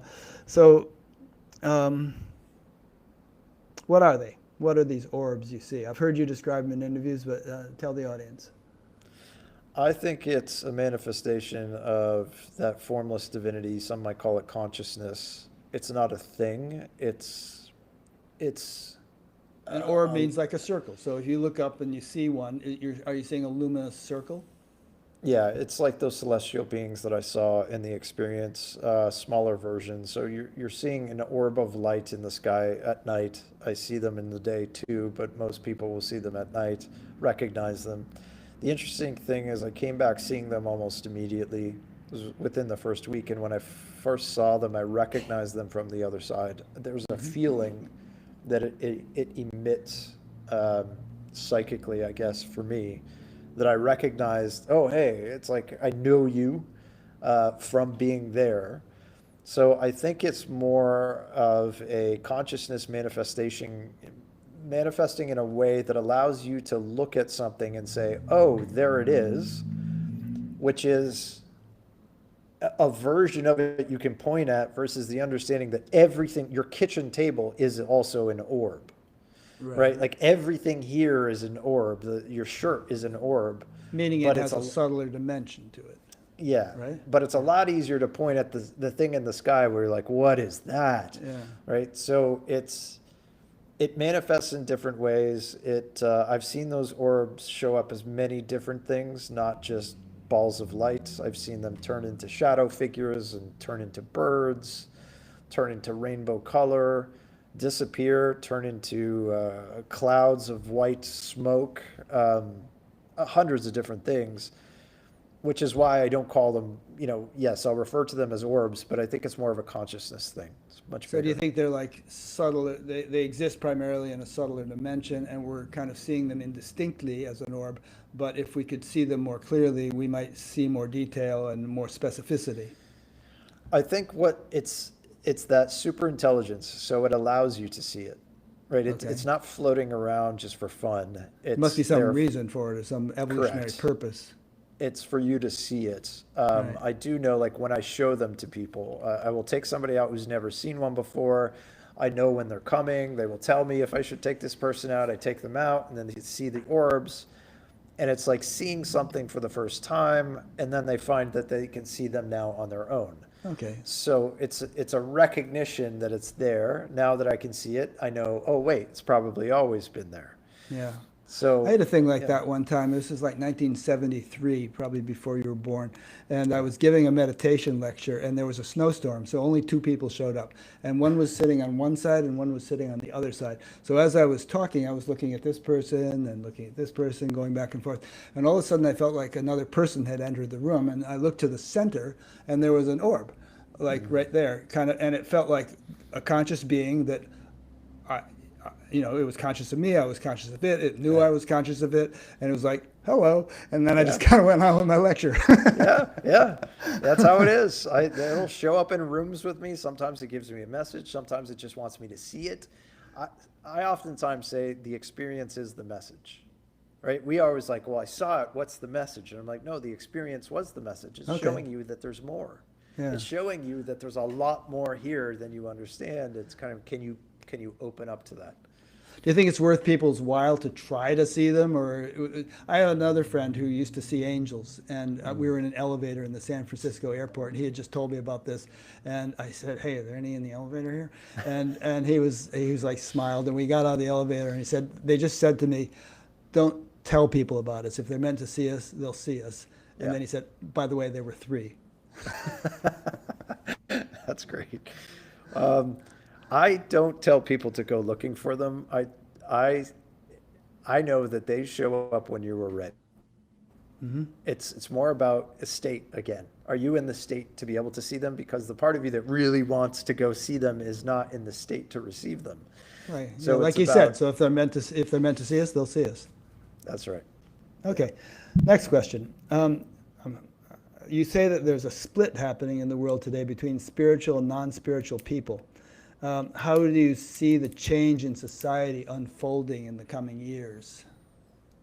Oh, I'm not going to get too much into what I've seen. I'll tell you this. You're watching it manifest now. Mm-hmm. You're watching the separation of two groups of people. You're watching spiritual people become more spiritual, and you're watching those who seek more just seeking more. Right. Where that ends up in society, I've seen a couple things. I've seen a glorious new beginning, but I've also seen the absolute opposite, which is a really rough time ahead of us. You think it could be both or either? Could we go through a rough time in order to get to the glorious beginning, or could it be a fork in the road where it's one or the other for 1,000 years or something? It's appearing more and more like it'll be a fork in the road.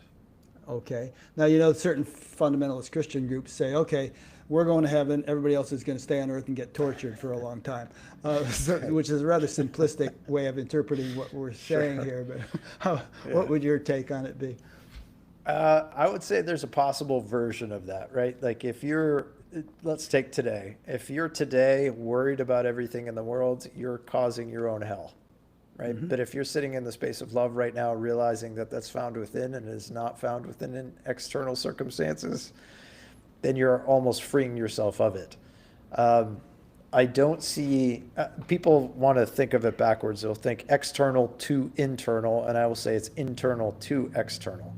So your internal state is projected out into the world versus, well, that's happening and that affects me. So it really depends on what's happening out there.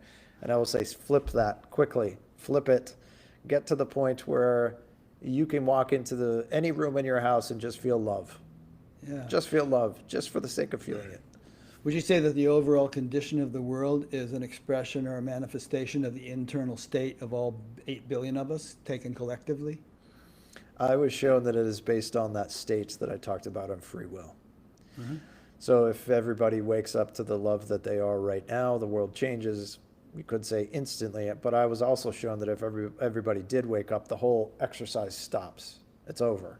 The whole In world other would words, kind of this only, dissolve or something? yeah, this only exists for contrast. Hmm. So it's kind of like if there are no school texts, right? Your school book, your math book. Do they even use books in school anymore? But your math book, your math book is the contrast to go, I hate math. But if there's no books, there's no school, you're out, so there's no reason to be there. So it's about your state, individually, your state, knowing that your state affects the whole.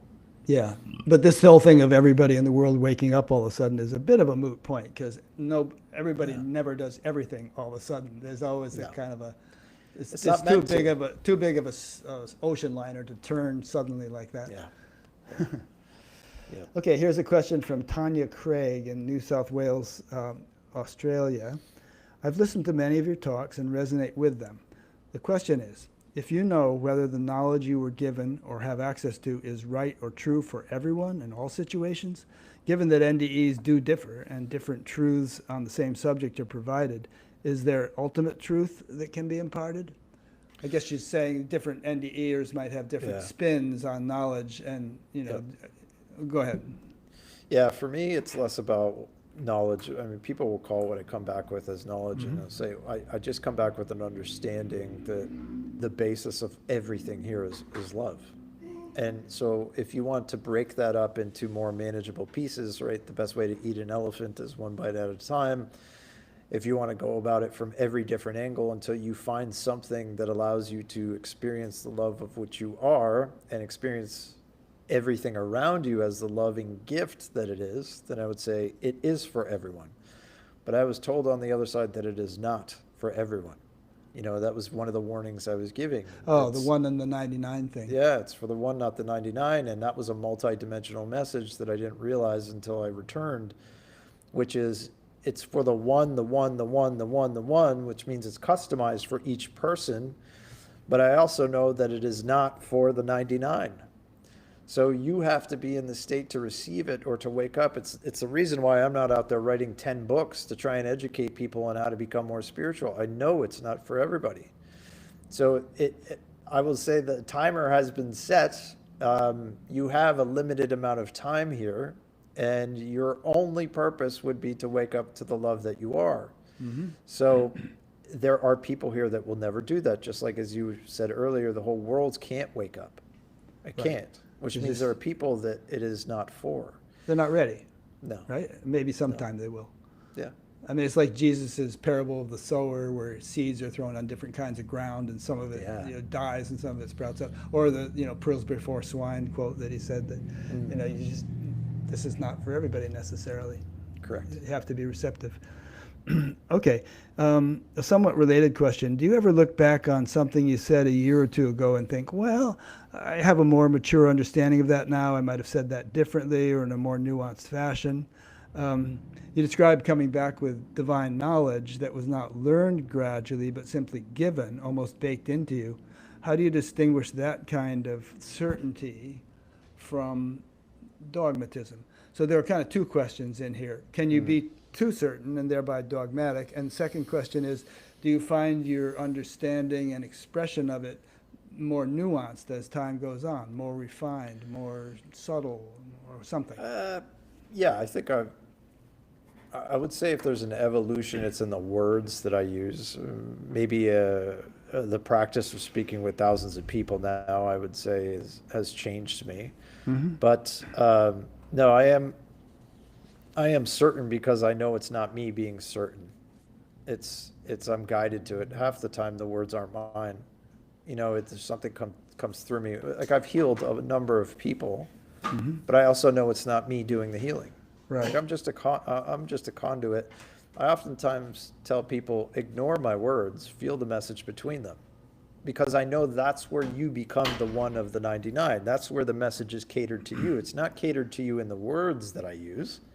It's catered to you in the feeling you get between the words. Right.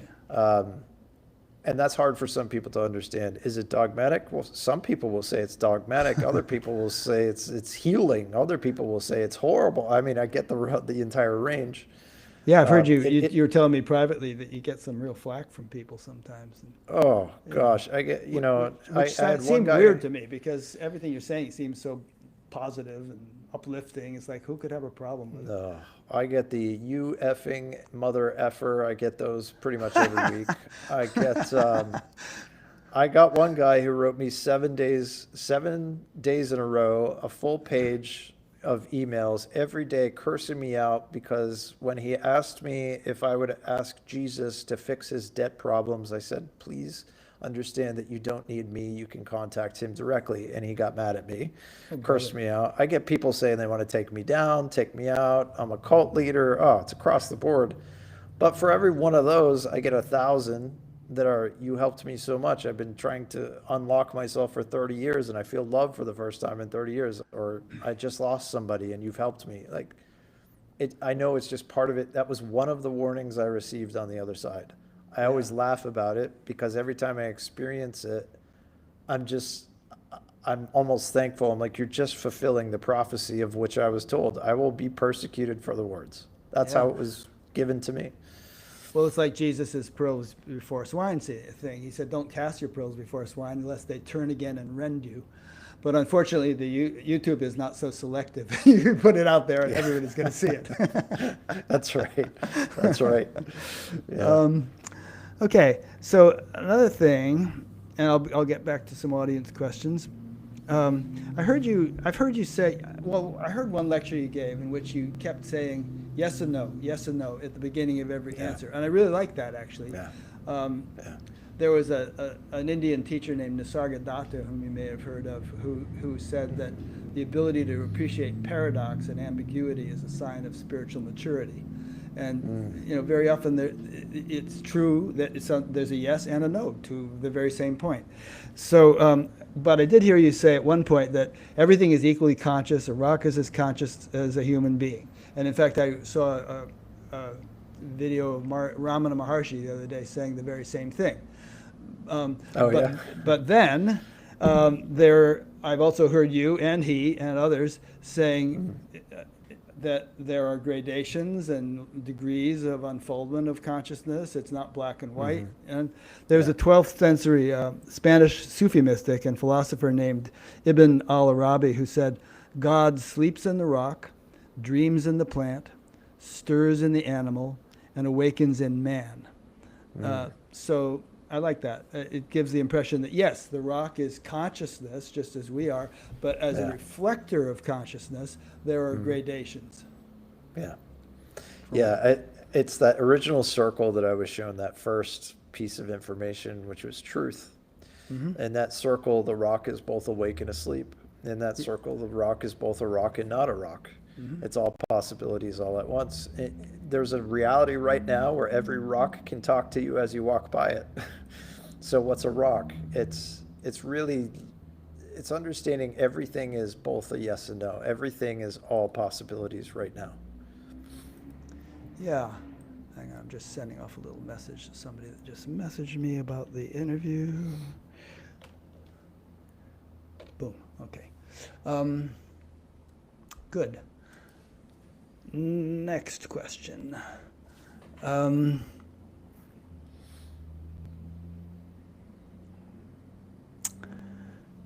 This is from a woman in the UK named Debbie. She says, I am a 72-year-old woman who has struggled living in a body since I was 40. Oh, I guess she's been having difficulties since she was 40. My desire to go home increases as I age. How can I reconcile living here when longing to return? I live a full life sharing in God's love through volunteering in my church and have a family, but I am exhausted, struggling with physically living in an aging body. I feel I'm done and I'm ready to take the return ticket home. That's tough. I mean, there's multiple things there. The first thing is recognizing that you serve the whole with your next breath. That it doesn't matter if you're a newborn or you're 99, you're still serving. You may not be able to leave the house as much, but you still serve the whole because we're connected to something that's invisible. It's a network, an invisible network that runs throughout this entire place. So you feeling love alone in your favorite chair still serves the whole. The other part of that is understanding that, well, you're not alone, and there's a gift that comes with age. And I like to say it's your last chance, right? Like, we're all so virile in our younger years. We want to go out and play tennis every day. And when we're playing tennis every day, we're not really spiritual. We don't think about it. But Lord knows when you can't leave a chair for 6 hours, you have no choice but to reflect on something. You have nothing but opportunity to find who you really are in those moments. I call it the age is the greatest gift because the ego hates it and the heart loves it. The heart says we can now be true love. We can't be distracted as much. So I would say recognize the time as an opportunity to find the love which you are, and know that when you find it, even if you're alone, you're affecting the world positively because love has no boundaries. It's not stuck in the room with you. I've heard you say that you're not going to be damned for committing suicide, when you get to the other No. side, but it's also not the best option. No. So I'll have you comment on that, and also on euthanasia, which is legal in some places. It was shown to me that we can find what we are in our last breath, right? When you recognize that you are a grain of sand in the sandcastle and you matter more than you could possibly understand here. And it was shown to me that to choose to leave is like saying, I don't matter, and I am not serving anybody with my next breath, and I don't think that I am love itself. I am the suffering that I identify with. So, no, you will not be damned. No, you will not be judged. You will go and have your life review. However, you could say there was a karmic understanding that you were here to experience something and somebody else or others or many were here to experience things through you. And you leaving early means you will probably have to come back and re-experience some of those things. But no, you're not damned for suicide. Now, when your dog got too old and you probably had him put down. He probably just didn't die in his bed. You had to have him put down. What do you think about euthanasia? I mean, with today's modern medicine, people are kept alive way longer than they would naturally, which is often a good thing. I mean, you used to be able to die from a toothache, but because you'd get an infection, it would go to your brain, you'd be done. But Right. but I think maybe do you think maybe we have taken it too far in the other direction, keeping people on life support and all that? I think it's based, it's hard because I have the experience and I know this isn't as real as we want it to be. We take this very seriously, and it's hellish in a way because we're just here to experience contrast, and you could say that contrast is suffering. And when people tell me I want to live to be 107, I look at them and I say, why? The better side is on the other side. Like, why do you want to stay? This is kindergarten. Don't you want to go to first grade? So the part of us that wants to go on forever, that lives forever, right? That ego is like, I just want more time. That's the very thing that we're here to say, yeah, but that's not why we're here.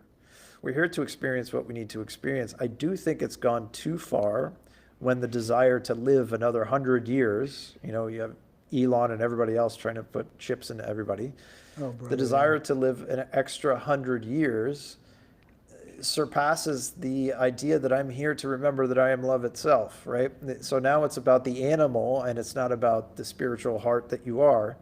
I think it's gone too far in a way, but most people, the woman who's 72 years old who's struggling, ask her if she wants to live 100 more years as she is, and she'll say no. No thanks, yeah. So it's individual, but I think we've gone a little bit unbalanced. And these tech bros who want to upload their mind to the cloud and things like that, or like you say, become bionic, replace all your body parts so you can stick around forever. I think it's a misunderstanding of the way the universe works, and the whole notion of reincarnation or there being life after death and all that stuff. They think that this meat puppet is where it's at. Yeah. Unfortunately, yeah. Yeah. Okay, jumping right along. So you have been gifted with what you call the clairs, clairaudience, clairvoyance, claircognizance, and so on, since your NDE. And you've made some predictions that came true, such as the LA wildfires a few days before they happened, you Yeah. know, and some earthquakes and things like that here and there. So I think I heard you say that, you know, what could I do with it, you know, because who would believe me? But, you know, how vivid was that knowledge? How sure were you that those things were going to happen, or was it just a vague thing? And do you still have precognitions like that? And if you do, I'm suggesting you start putting them on your website with a way of certifying the date so that people Okay. can be assured that you didn't put them up after the event. Okay. And then if you develop a good track record and keep predicting things, people can start taking your predictions seriously, and it might save some lives.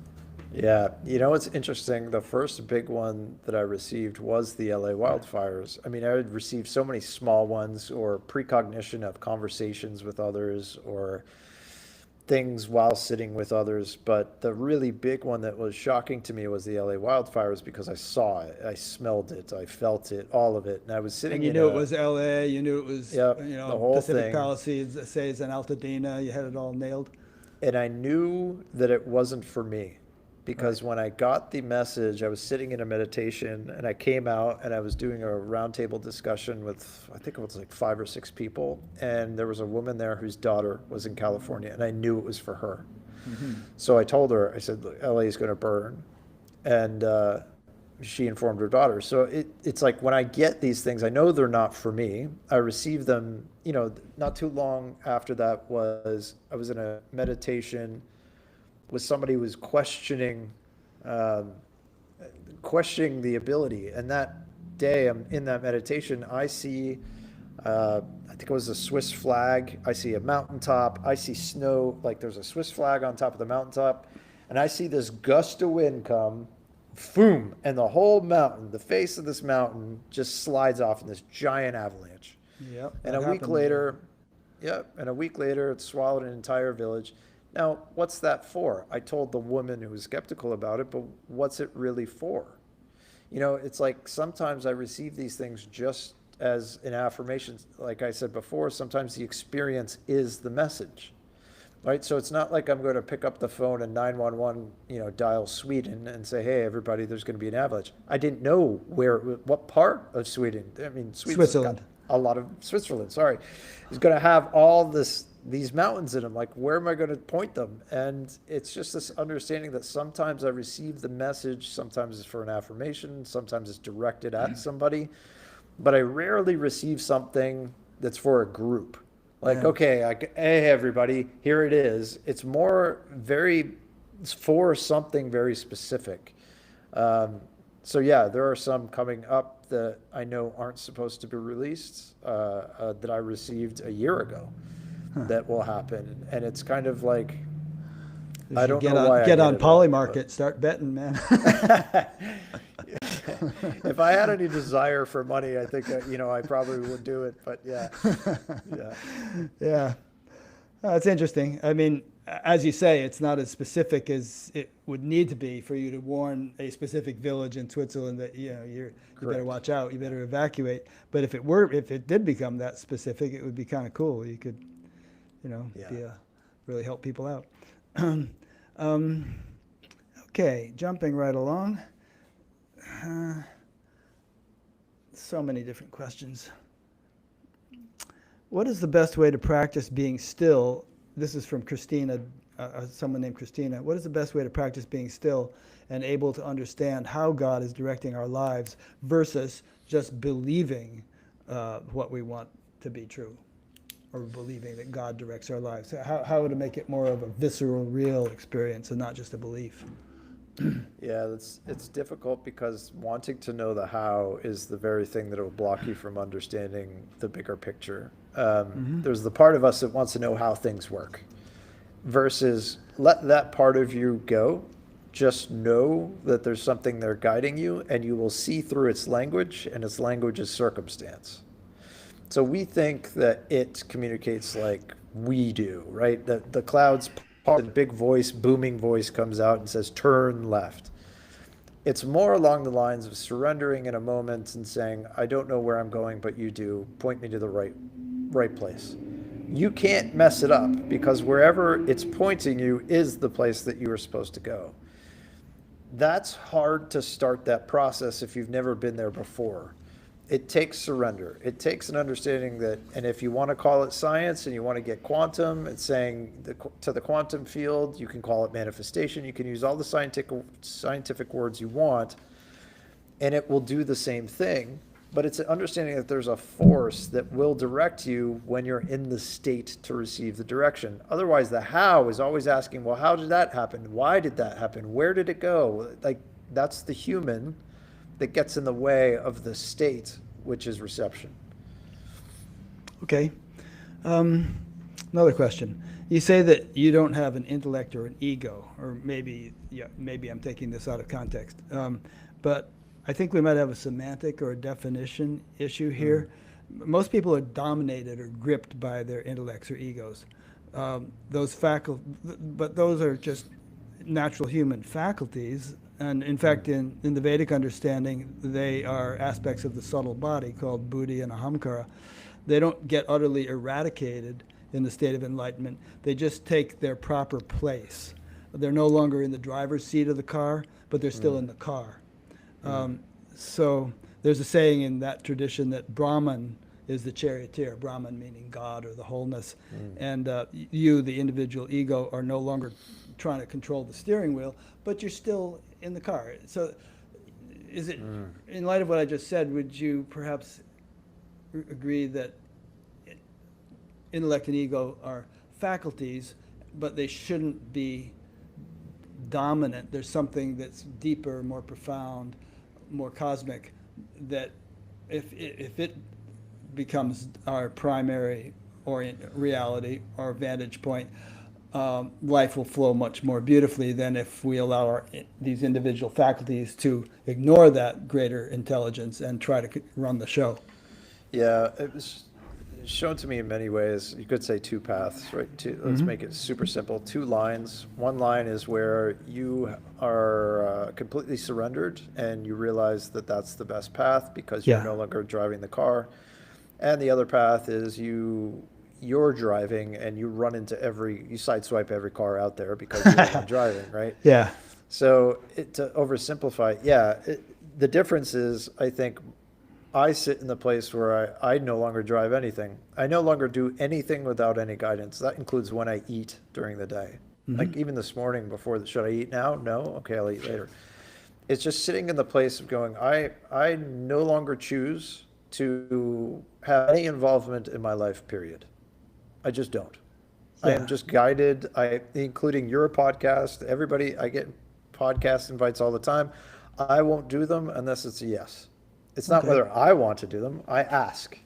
So I know that whatever I do, wherever I talk, wherever I'm supposed to go is based on that response. It's not like, well, I think I should do Rick's podcast because somebody told me Rick is a nice guy. Like, there's none of that for me. However, I have an experience that provided that for me. The rest of the people who don't have the experience have to trudge through. I'm sorry you do, but I didn't. You'll have to trudge through the back and forth. I'm driving, now I'm not driving. I find it easier to drive in this circumstance where I'm a little bit nervous than to just, Jesus take the wheel kind of thing and let go of the wheel. So there's the back and forth between the two lines, the zig and the zag.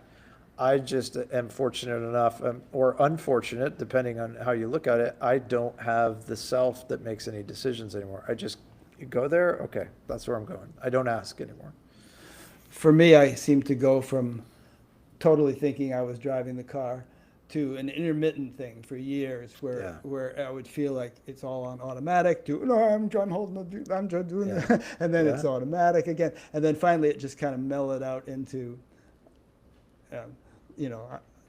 cruise control. Cruise control, right.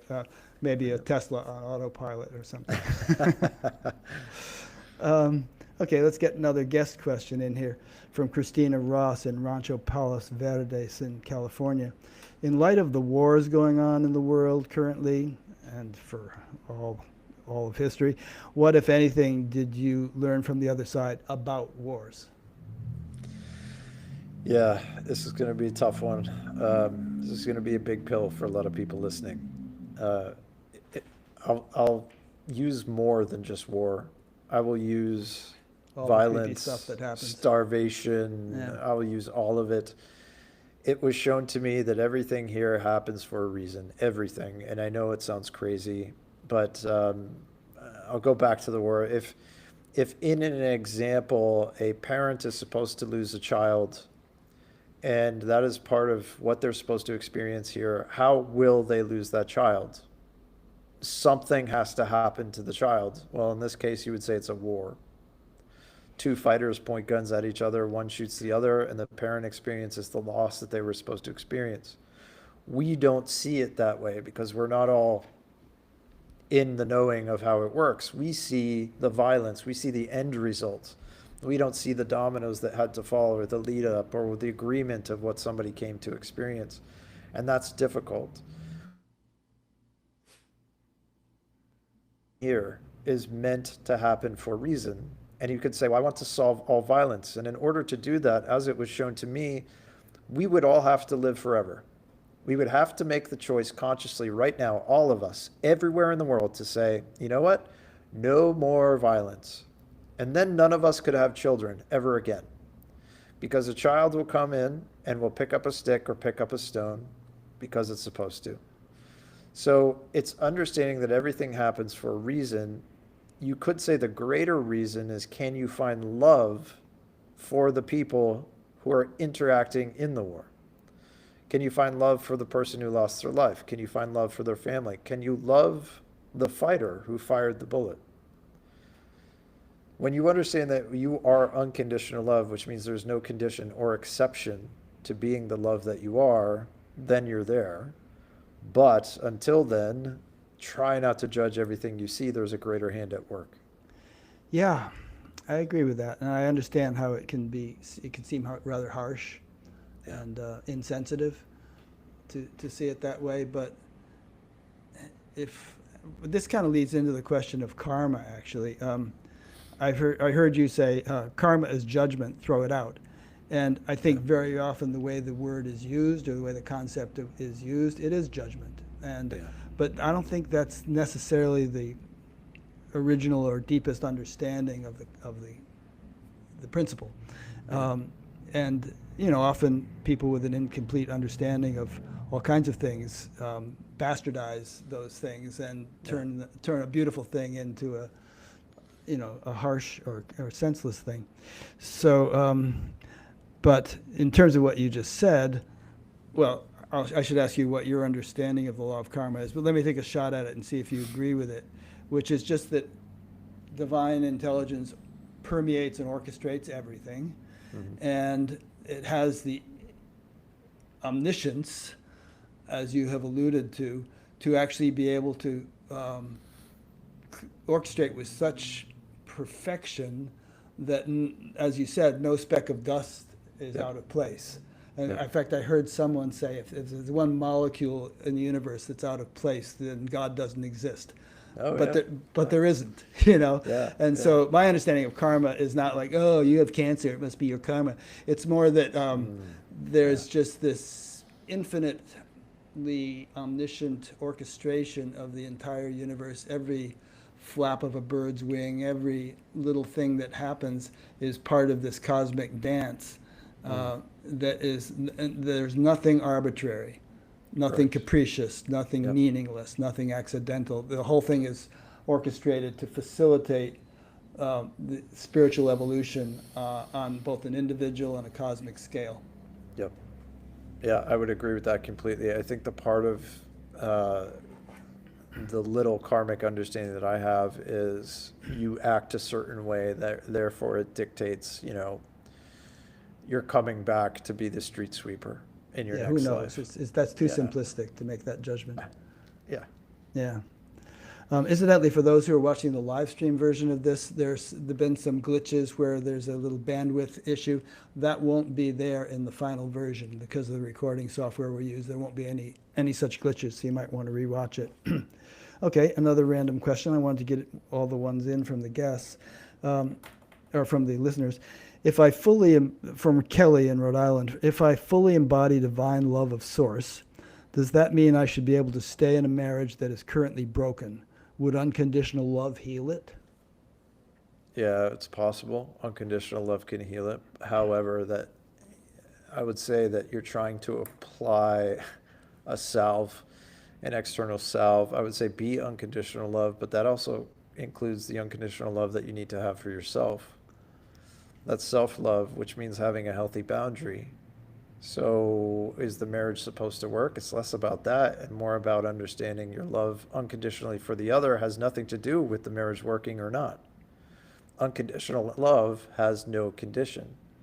And that same love needs to be pointed at you. You have no condition to love yourself. Oh, I love myself more if I leave, or I love myself less if I stay.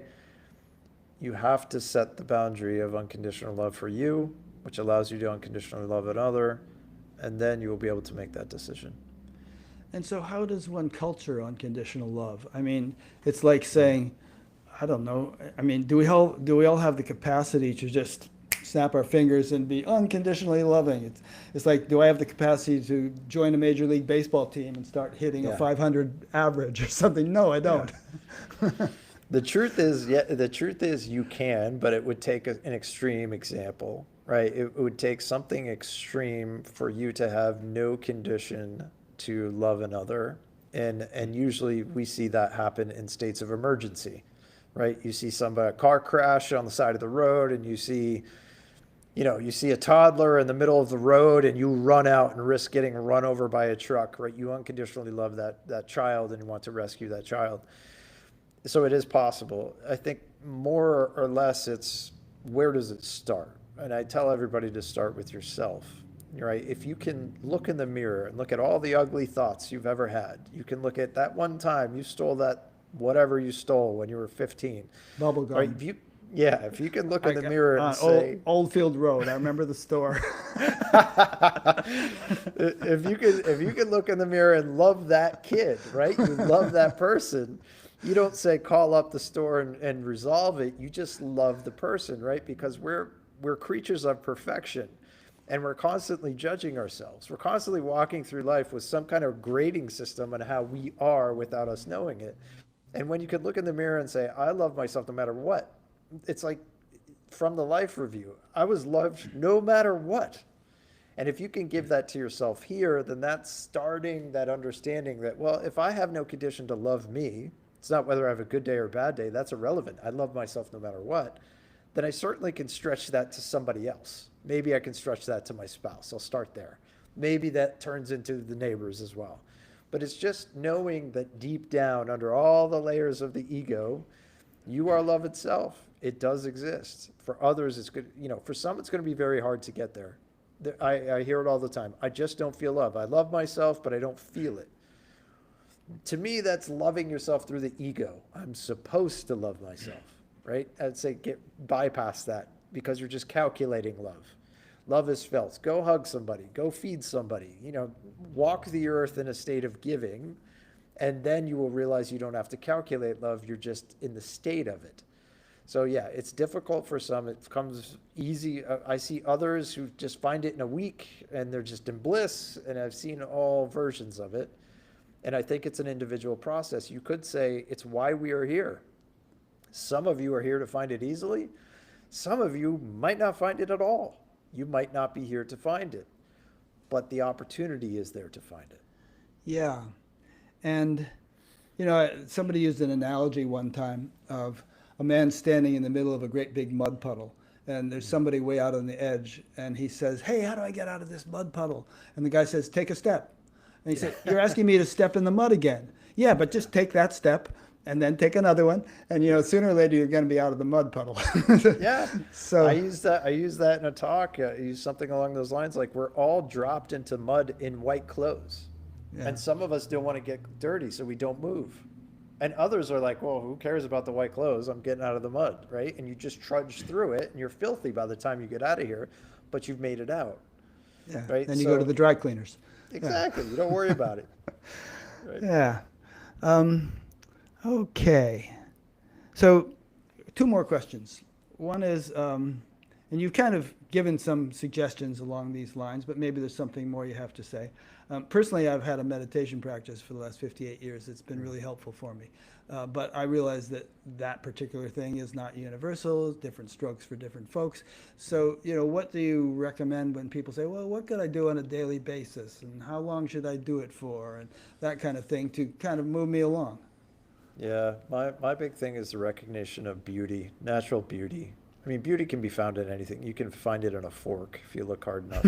But it's natural beauty. Take a walk in a park, go visit a tree, find a flower, look at the grass, and recognize it's very much alive. It's very conscious, and just accept it into yourself. For me, it's a beautiful sunset. I'm a sucker for a beautiful sunset. If I see it, I feel that connection to divinity in that moment because I'm no longer me in the moment. I am no longer my problems or thoughts or whatever that might have led up to me seeing that sunset. But find what works for you, and in that moment, bottle it up. Bottle up the feeling. There are many times where I will get off a difficult call with somebody and just shut my eyes, and I'm back somewhere where I'm revisiting the last sunset I experienced. And in that moment, I'm just breathing it, just a full conscious breath. I'm breathing the space. I'm breathing the feeling, the warmth of it. I'm breathing the sight. I'm feeling the breeze. I am just there. I'm not even here. And it's important to understand that your connection goes beyond physical. You may be stuck in a wheelchair for the rest of your life, but you can think back on a time that you witnessed something like that and be there again. So for me, meditation is just the recognition of beauty, and it leads into something greater when that intention and attention is focused. You kind of answered this with the wheelchair example, but let's say for some weird reason you were arrested and thrown in prison and put in solitary confinement with no stimulation or entertainment or anything else. How do you think you would pass your time?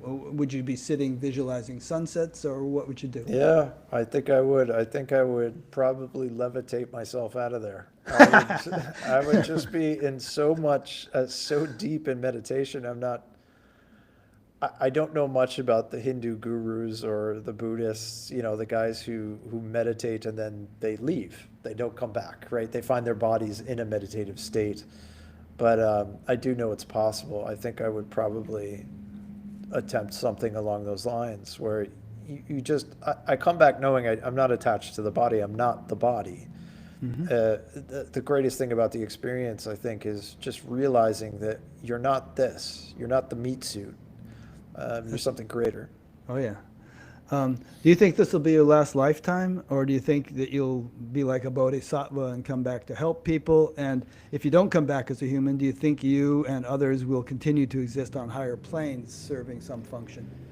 The interesting thing is I was shown that I have done this before. I have chosen to come back for what I'm doing now before. Interesting. Which is funny to me because it's like, well, what did I do in the first half of my life? Did I just take a vacation from it and just party? Or, it's funny. But I also know the type of sense of humor it has. I was told that it could be my last existence. But I'm in that same situation where I understand my connection to all others. So would I say I'm free? Or would I say, well, of course I'll go back and help? So I may be stuck in a permanent loop of coming back here and helping every 100 lifetimes or whatever it's been. Or I finally do something, say something, get enough people to find their hearts that I don't have to, right? I don't have to come back. So I know it's a divine joke. It's a cosmic joke that, oh, by the way, you've done this many times. You've been here doing this many times. And this could be your last time. I'm like, well, what happened all the other times? Like, you probably said the same thing. It sounds like a tough sell. It's like, did you say the same thing last time? So I don't know. I think in my current state, people ask, would I return again? And I would say yes. Just based off the number of people that have sent me beautiful emails about how their lives have changed, I would do the same thing. I'd give it all up again. I know, isn't that nice when you get that? I got that just today. Someone said you saved my life, with your back Yeah. gap. And I thought, great, wonderful. Yeah. Wonderful. I know I went through years where I think I just wasn't that happy. And I had this ardent desire to sort of be done with this life, to check out and never come back. And now my attitude is, whatever, it's like, Yeah. however I can be most useful, never come Yeah. back 1,000 times. I don't care. This is Yeah, you're I'm not free. running the show. You're free. Yeah. It's the best way to be. Yeah. Well, Jonathan, it's been such a delightful conversation. We could go for another 2 hours, and I know you're famous for marathon Yeah. 5-hour Zoom calls. Yeah. So, but I won't hold you to that. And I think you haven't eaten yet, you said. So, Yeah. and I got to let you go. But I really appreciate having had this opportunity to spend this time with you. Thank you, Rick. It's been a pleasure. Yeah. So I'll have a page on Batgap, which will have a link to your website, jonathanashford.com. And there people can, if they go to your website, they can sign up for a little email thing that'll notify them of Zoom calls and Yeah. in-person events that you might be doing here and there, Yep. and that kind of thing. And you're working on a book. You're looking for a publisher. Hasn't come out yet, but Actually, I've sure if stopped. you stopped looking for a publisher? You know what? I went through one round of editing, and I was like, I am in no rush to sell a book. To me, the book it'll come out when it's supposed to come out. I Yeah. haven't sought publishers out. People that keep sending me like, here, they'll publish. I'm like, I'm not concerned with that yet. I think maybe someday I'll spend a little bit more time on it, but right now I'm just helping as many people as I can. Yeah, I've had a couple of couple publishers say, if you write a book, we'll publish it. But it's like, when am I Yeah. going to write a book? I don't have time to write a book. Yeah. Too much going on. Yeah, I know the feeling. Yeah. Plus, these days, I mean, how many people actually buy a book compared to the number of people who would see your YouTube videos and I don't things know. like that? I just don't know. I don't know enough about it. I wrote what I would call a very vanilla book on purpose. I left like 50% of the stuff out that I experienced. And I figured, well, this will be an entry level book for somebody who just wants to know a little more. And then I got a psychic message one day that said, no, add it all. So I went back and I started adding more to it. And I still have more to add. But then it's like I feel no rush to put something out. Like I don't do anything for a transaction. So for me, it's kind of like if it happens, it'll happen when it's supposed to. Yeah.